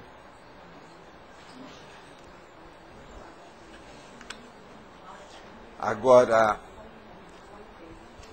uma coisa também que eu não li aqui para vocês. Ele está falando aqui ela está falando sobre Orígenes, e fala sobre o amônio, e ele falando sobre o papel do Pitágoras, e a palavra que ela usa é o seguinte, está escrito aqui, orientador de consciências. Agora, outra coisa, a partir de 244, quando Plotino chegou a Roma para ensinar, até a sua morte em 270, foi isso que aconteceu. No fim de sua vida, Plotino tinha mesmo o projeto de fundar uma cidade de filósofos, que planejava denominar a Platanópolis. Vocês estão entendendo? Estou só falando que, eu falo para vocês que eu não estou fazendo nada novo, vocês não acreditam? Agora, outra coisa também é assim, isso aqui é o Plotino, tá certo? Plotino já é da nossa época. Não, é aqui que faz de evoluciólogo, até escrevi aqui, orientador de consciência. Eu falo assim, os principais discípulos de Amônio prometeram uns aos outros manter os ensinamentos de seu mestre em segredo. Naquela época, a filosofia era considerada a iniciação a uma vida espiritual superior, reservada a um número restrito de discípulos. Isso que é o ocultismo, esoterismo. Era costume os alunos partilhar da vida do mestre, que desempenhava igualmente o papel de orientador de consciência. Isso é evoluciólogo, o negócio todo. Agora, veja, estudo Plotino, esse povo, tudo é cria do Pitágoras, está entendendo? Indiretamente, é tudo cria. Aquele negócio que eu falo de cria, entende? É filho dentro do processo aqui. É a prole, é o discípulo, entende? Agora, sabe de ver aqui que está falando sobre aqui, achei. Em Alexandria, encruzilhada das civilizações gregas e oriental, encontravam-se e se influenciavam mutuamente as diferentes escolas filosóficas gregas e os primeiros teólogos cristãos, Clemente e Orígenes, assim como os eruditos judeus helenizados. Veja bem, eruditos judeus de Helena. Você que estudou lá o helenismo, você viu como é que é. O mais famoso e mais influente entre eles havia sido Fílon, por volta de 20 a.C. até 54 depois de Cristo. Um genial exegeta da Bíblia, principalmente do Gênesis. Seus métodos inspiravam a filosofia grega, em particular a teoria pitagórica dos números. Agora, nesse mesmo século I de nossa era, quer dizer, o primeiro século, aparecera, não sem causar um furor, o pitagórico Apolônio, nascido em Tiana, na Capadócia. Esse filósofo taumaturgo itinerante teria percorrido o mundo inteiro, desde a Índia até as colunas de Hércules. Teria passado longas temporadas na Ásia Menor, na Grécia e em Roma, regiões nas quais pregou a reforma dos costumes e a purificação do culto. Apolônio fundou a escola pitagórica de Éfeso. Eu já falei disso aqui muitas vezes. E escreveu La Vie de Pythagore, que é a vida de Pitágoras, atualmente perdida, mas que foi utilizada por Porfírio e Jâmblico. Foi conservado em fragmento do seu Iniciação ou de Sacrifício, quer dizer, iniciação ou sacrifício, assim como um conjunto de cartas.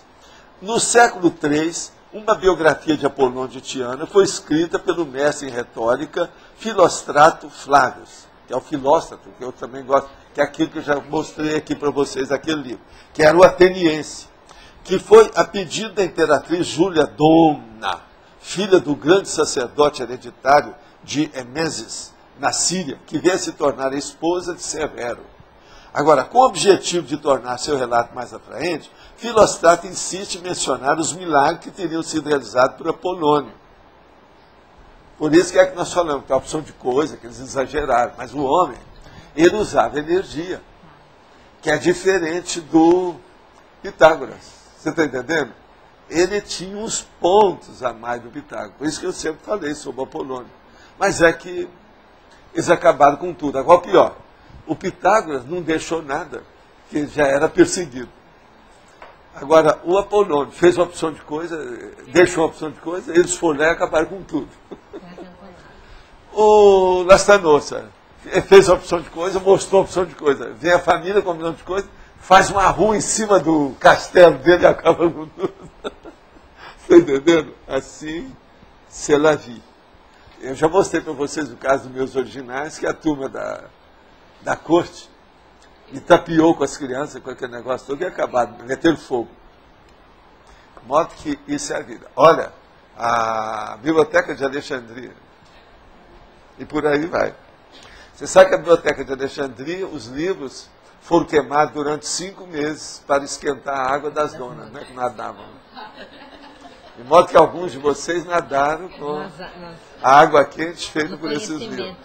Isso não adianta, porque receber o negócio pela perna não resolve, tem que receber pela cuca.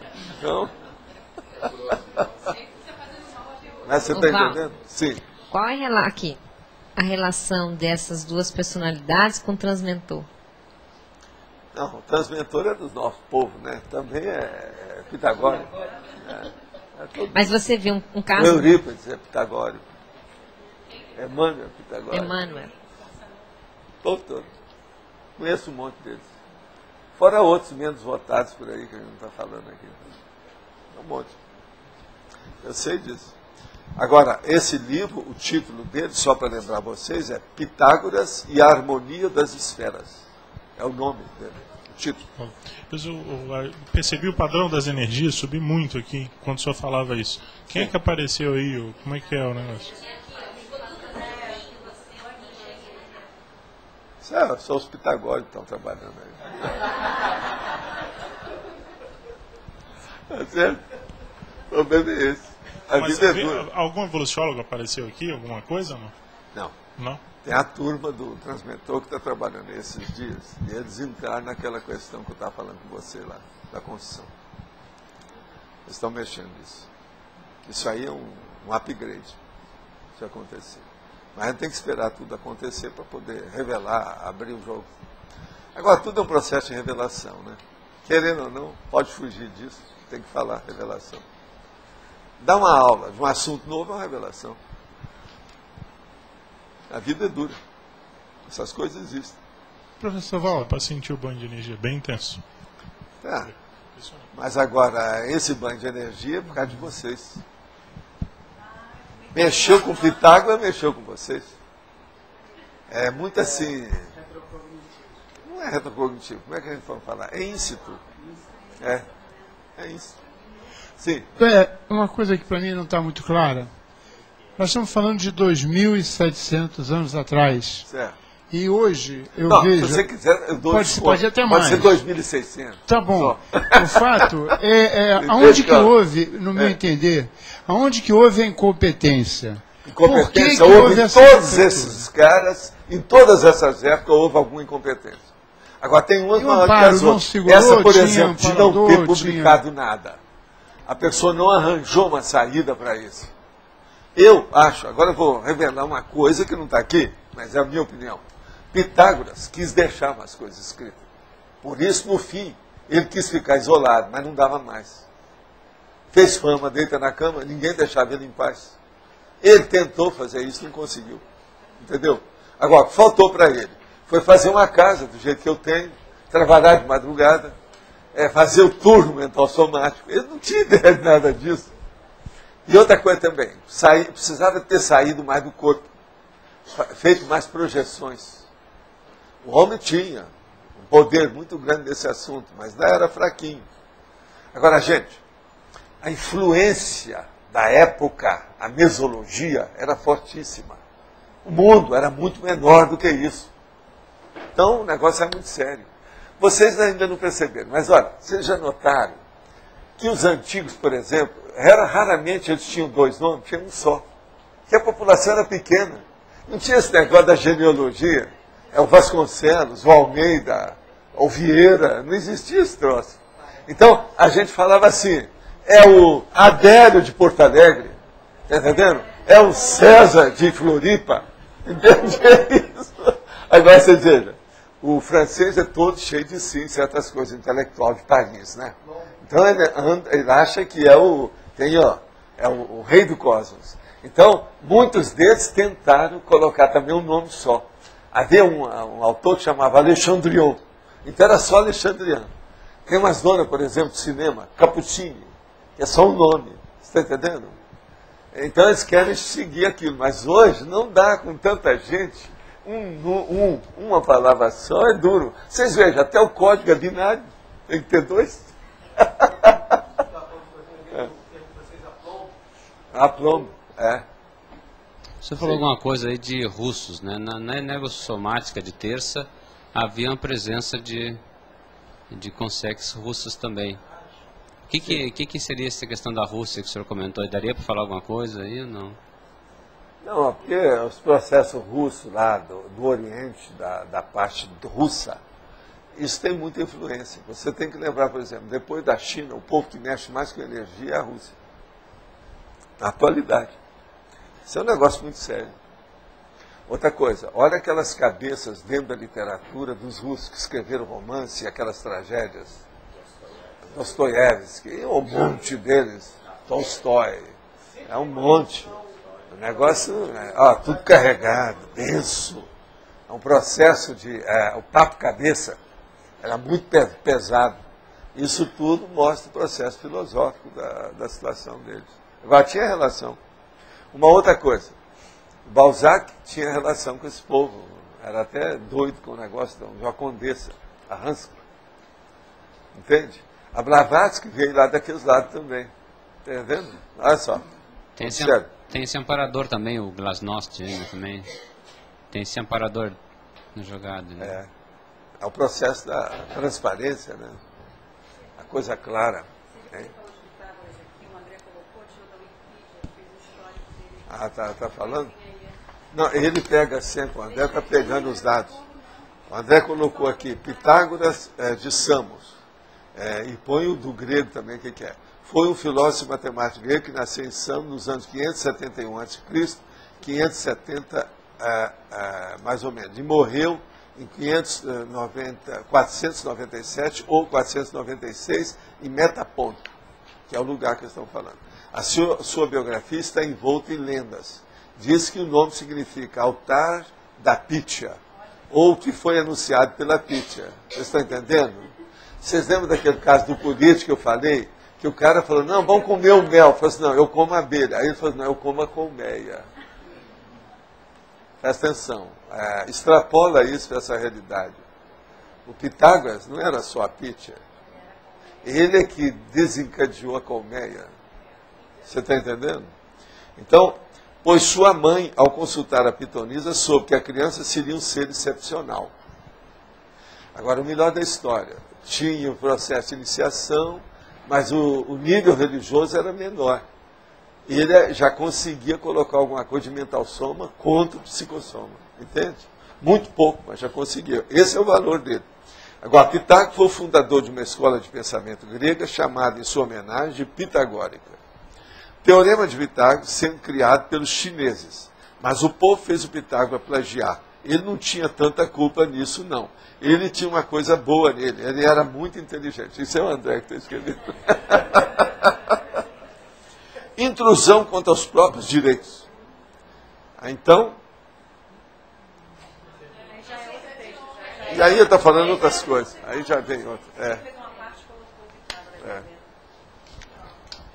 Esse aqui eu acho que é comigo mesmo. Mas, de modo geral, vocês estão vendo que, às vezes, nós temos que ir para o passado para ver se clareia alguma coisa do presente, que já é o futuro. Hoje em dia, com esse processo que nós estamos falando aqui, é chamar atenção para isso. Agora, a gente vem, e até hoje a gente ainda é ambílevo, é um negócio duro, né? O cara está mexendo aí, igual o nosso amigo, vai lá e dá um serviço para ele fazer, ele ia passar o dia inteiro trabalhando no computador. 3 horas depois, chegando a fazer, então, o que você fez? Eu falei, até agora não consegui ligar o computador. Ele não está funcionando. Foram olhar e está fora da tomada. Quer dizer, isso, o que vocês querem? Tem gente assim. Então, como é que nós estamos? Como é que vocês estão com o seu corpo humano? Vocês estão dominando esse corpo um pouquinho mais? Ou é preciso mandar vocês novamente lá para Samos? Né? É o jeito. Voltar 27 séculos.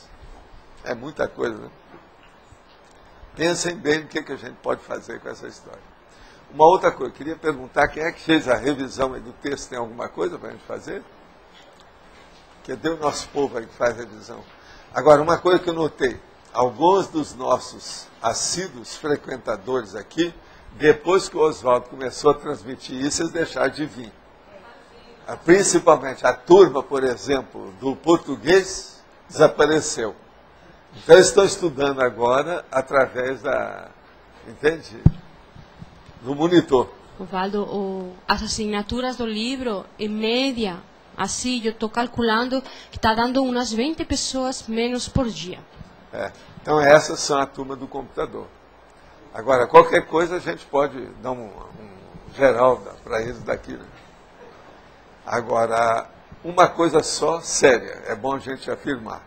É preferível a pessoa estar aqui do que estar no computador, tá certo? Nós estamos transmitindo para lá, mas o ideal aqui é melhor. A gente está transmitindo... porque aqui você sente, como diz o César, a energia. Aqui tem um campo instalado. Lá recebe só os reflexos do campo. Reflexo é uma coisa, campo é outra. Então é bom a gente clarear isso bem. Agora... Vocês lembram que eu tinha falado que ia diminuir a frequência aqui? Que a gente está ajudando um pouco. Agora, veja, estão economizando gasolina. Não é isso? Mas eu acho que... Osvaldo, eu acho que... Estou ajudando a turma, estou arranjando aqui umas coisas. Essa é uma pelas razões que a tertúlia acabou antes hoje e também anteontem também acabou antes, porque tem muito pouco recado. Então, no tempo que a gente guarda para os recados, hoje só tem um recado, ontem também só tive um. Então, a gente vai... Agora, outra coisa também. A turma não está mandando muita pergunta mais também. Hoje não ligou. Hoje ainda não ligou nenhuma. Está chovendo em algum lugar por aí. Hoje ainda não ligou nenhuma por enquanto. Agora, outra coisa que eu queria saber, Oswaldo. Quando é que vai ter a transmissão online a partir lá do nosso stand no Shopping Center? Vocês têm uma ideia? Quando? Já está pronto? Pelo que eu estive vendo ontem à noite, eu acho que temos condições, talvez daqui a 10 dias, mais ou menos, fazer Tem alguns dias ainda, né? Agora, oportunamente, quem quiser, então, que esteja no shopping, é só aparecer nesse horário que vai ver transmissão online lá.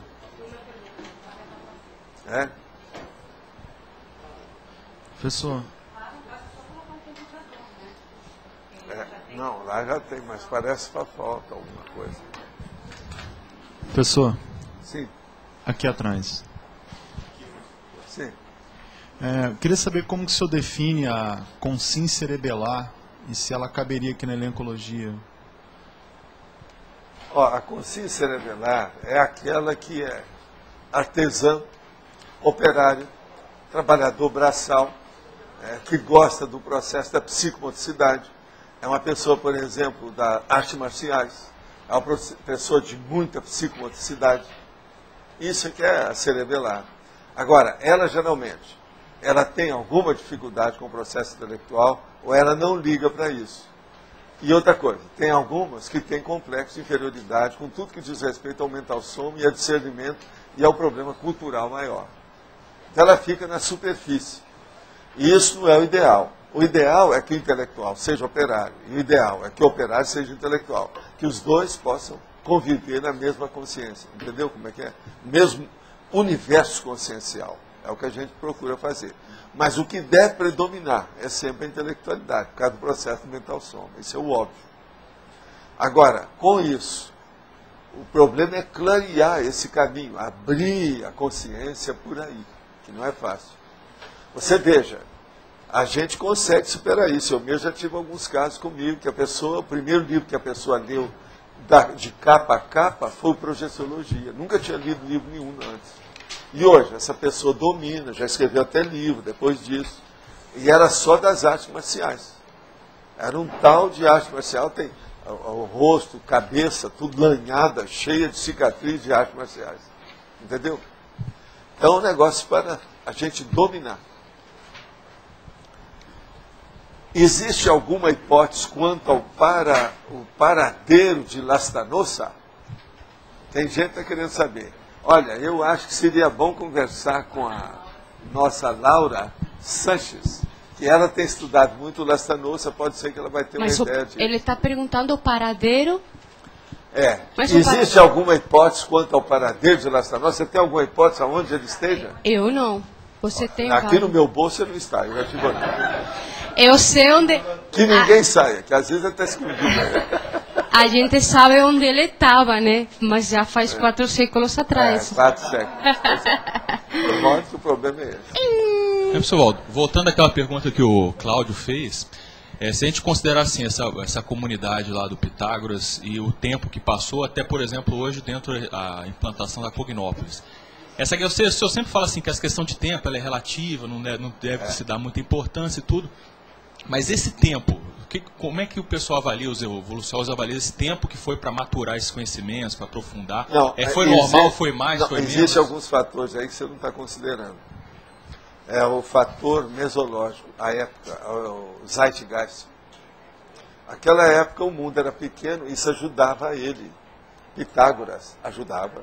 Ajudava muito, porque centralizava tudo, ele era mais centralizador do processo. Hoje, como é que uma pessoa vai centralizar qualquer informação? É impossível. Nós estamos vivendo uma era da informação. Uma pessoa, para ser, é tanto que o Warhol já falava, uma pessoa vai ser famosa só 15 minutos, não passa disso. E não fixa nada. Porque outros vão pegando aquela ideia, vão desdobrando, pega, joga no blog, no Orkut, na internet, na Wikipedia. Então, como é que fica?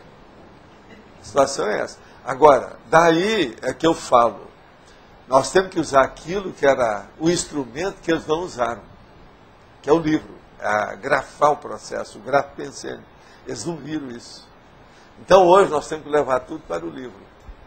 Não precisa fazer iniciação mais de ninguém, nem nada. Cada um tem que seguir por si dentro de um grupo coeso. É muito diferente.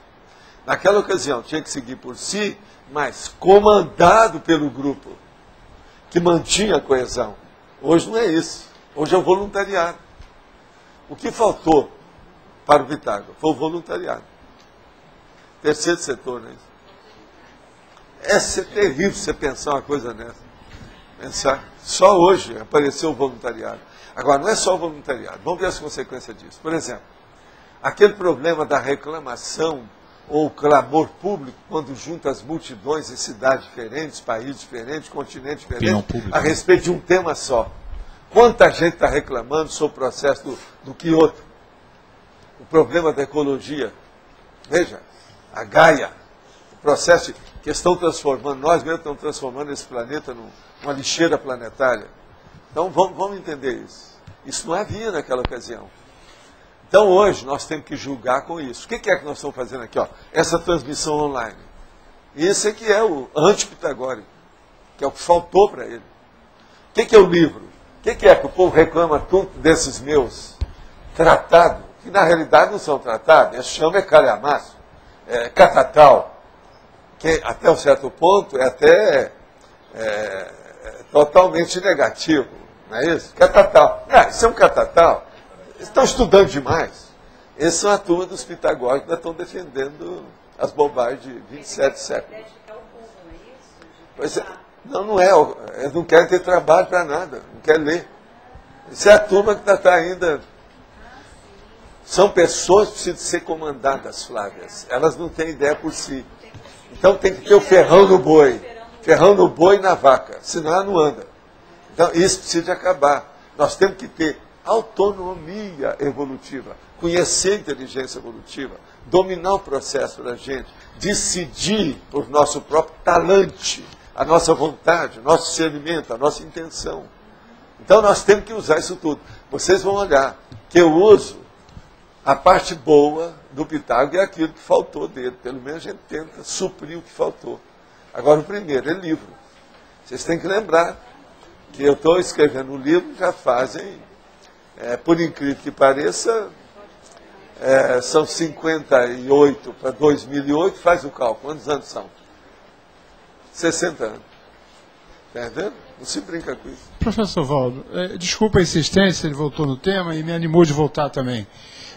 Considerando o que era estudado nessa época, nesse pessoal todo aí, havia um amparo por trás disso, e possivelmente um projeto. O amparo sempre existiu. Então, mas agora ele era menor porque não havia ressonância, não havia época. Por que esse projeto aqui, a grosso modo falando, levou tanto tempo para voltar na sua pessoa, conduzindo, como falou, esses tratados todos, aonde que não foi possível ser antes? E por quê? Aonde que não foi devido à desviologia. Agora, veja, o Pitágoras teve problema dele, que teve morte no assunto, essa coisa toda. Na outra vida tinha que resolver aquilo. Aquilo entra dentro da interpretação do grupo kármico. Um processo que tem morte vai no mínimo 7, 10 vidas pela frente. Aí, 10 séculos é pouco nisso aí. Você está entendendo como é que é? Outra coisa, é a baratosfera. Aquela coagulação, engessamento, o congelamento das ideias na cabeça da pessoa dentro da baratosfera. Outra coisa, a Terra é mandada, ou comandada, ou instalada dentro do hospital. A reeducação, agora que a gente está falando nisso. A escola nunca foi na frente. Então, coitado, o Pitágoras sofreu muito com essas coisas, porque ele queria colocar a escola na frente do hospital. Mas mesmo assim, ele também estava fazendo doentes. Na hora que você mantém a pessoa com dogma, que mantém um processo de iniciação, que mantém um processo religioso, emocional, afetivo, um problema apenas animal do psicossoma, no caso que nós chamamos aí o processo, por exemplo, místico, esse misticismo atrasa todo mundo. E foi o que aconteceu. Agora, você vê os surtos desse pensamento mais avançado. Por exemplo, a Grécia, depois houve aquele problema, depois morreu tudo. Veja, não era para morrer. Mas é que o povo, eles dessomam, eles não ficam.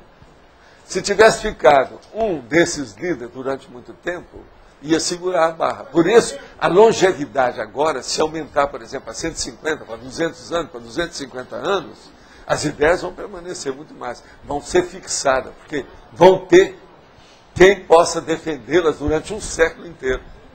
Isso é diferente. Defender, que eu estou falando, teaticamente, quer dizer, com a própria vida, com o próprio exemplo. Isso é muito sério. Agora, o Pitágoras, ele tinha exemplo, o povo respeitava ele em alto nível. Mas era muito pequenininho o processo ainda, a ideia, tudo, né, de passarinho. Eu queria entender, em cima dessa questão, assim, ó, ele fazia retrocognição. Fazia. E ele tinha. Ele então, ele submergia... Ele não lembrava de 27 séculos, não é isso? Eu sei, mas ele lembrava de alguma coisa, uns 2, 3. Mas, na verdade, lembrava das vidas dele, a situação toda antes. Mas essa vida, assim, de muita dominação, assim, de muito ritual, de matar gente... Assim, sei, mas ele já lembrava disso mesmo, que era o que ele fazia. Ah, então é isso que eu queria entender. Não tinha ninguém que estava mexendo com autodiscernimento, do jeito que nós estamos falando aqui. Era nem mental soma. Estava tudo na base da mitologia, da lenda. do processo da doutrinação, o problema atual, por exemplo, tipo canônico, que é o problema o quê? A demagogia religiosa, afetiva, para comandar a pessoa. Enfim, manipulação das consciências. Isso não existia demais. Que é o que a gente tem tentado cortar tudo que tem aqui. Mesmo assim, o povo vem tudo em cima da gente. Fala que a gente é guru, fala que você é isso, que você é aquilo. Como é que é? O que eu queria... Isso tudo é a turma do passado, são as vozes. Enfim, a caravana passa. E os cães? Então, o que eu queria entender, assim, se é possível, né, fazer uma avaliação agora. Se a paragenética dele já tinha isso já gravado, ou se de vocês também. Tá. Parapsiquismo de vocês vem de quando? É disso aí. Porque eu pensei assim... As pitas estão aqui, as pitonisas ressomadas.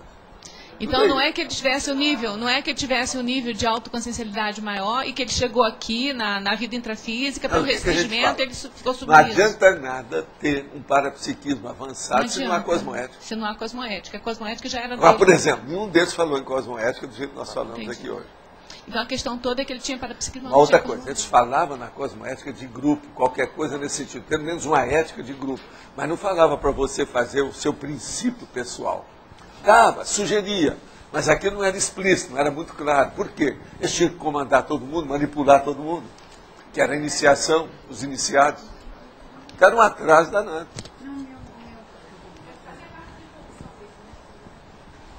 Agora, gente, nós vamos então ver aqui a nossa eleição.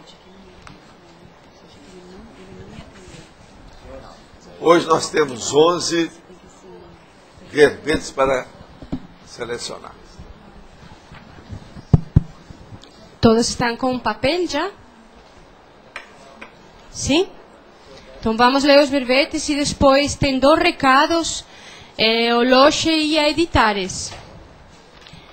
Verbetes novos, prevalência, referência.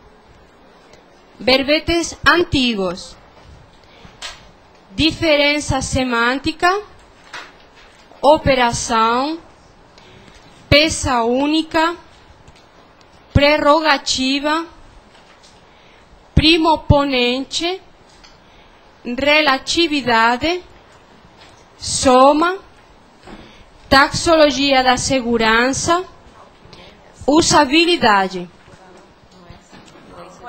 Esse aqui. Certo? Olha, eu quero falar para vocês que no domingo, ou seja, depois de amanhã, o tema é 5 ciclos da tertúlia. Tá certo? 5 ciclos. Bom, pessoal, boa tarde. Nós queremos aproveitar para divulgar o curso Identificação das Diretrizes da ProEx, cuja finalidade é definir a linha básica da ProEx da pessoa, quer dizer, a pessoa identificar isso, estabelecer a sua especialidade, de acordo com as diversas especialidades da Conscienciologia, a sua identidade interassistencial. Então esse curso inicia-se amanhã, vai ser aqui no CAE, que é um curso promovido pela APEX, né, Associação Internacional da Programação Existencial. Então amanhã e domingo, tá? Amanhã é o dia inteiro, começando às 8h30 da manhã, tá? E domingo vai até 11h30 da manhã, ok? Sim. Então o curso inicia amanhã. Quem tiver mais interesse é só entrar em contato com a APEX. Pegar outra pessoa. Pessoal, aproveitando também, inclusive, os infotertulianos, amanhã nós vamos ter uma solenidade de entrega que a equipe do Intercamp, eles desenvolveram o Nossa Evolução, o livro Nossa Evolução em braille e audiobook. Então são os primeiros 2, vamos dizer assim, o primeiro título em braille e audiobook, né? Então a gente vê que é um momento marcante para a Conscienciologia. Né? Então amanhã vai ser às 7 horas, lá no auditório do discernimento, né? Então vai ser uma solenidade rápida, né? Vai ser de mais ou menos 7 até as 8 horas. O pessoal da Intercamp está chegando hoje aqui e eles vão entregar uma cópia para a Editares, que a Editares depois vai trabalhar para divulgar e distribuir esse material, né? E também vai trazer uma cópia para o CAEC, para a holoteca. Então a gente conta aí com a presença de todos. E aproveitando, na sequência, a gente tem a inauguração da Sala da Reaprendência. Então são dois eventos em sequência aí. envolvendo 4 ICs, tá? Amanhã, 7 horas da noite, 19 horas, sábado da noite. Aí esperamos vocês lá para o Soval também, se o senhor está convidado. Vamos lá? Vamos lá? Agora, eu desejaria pedir para essa comunidade externa dos ou no caso, tertuliano, para ajudar esse rapaz, que é um estudante de medicina chamado André.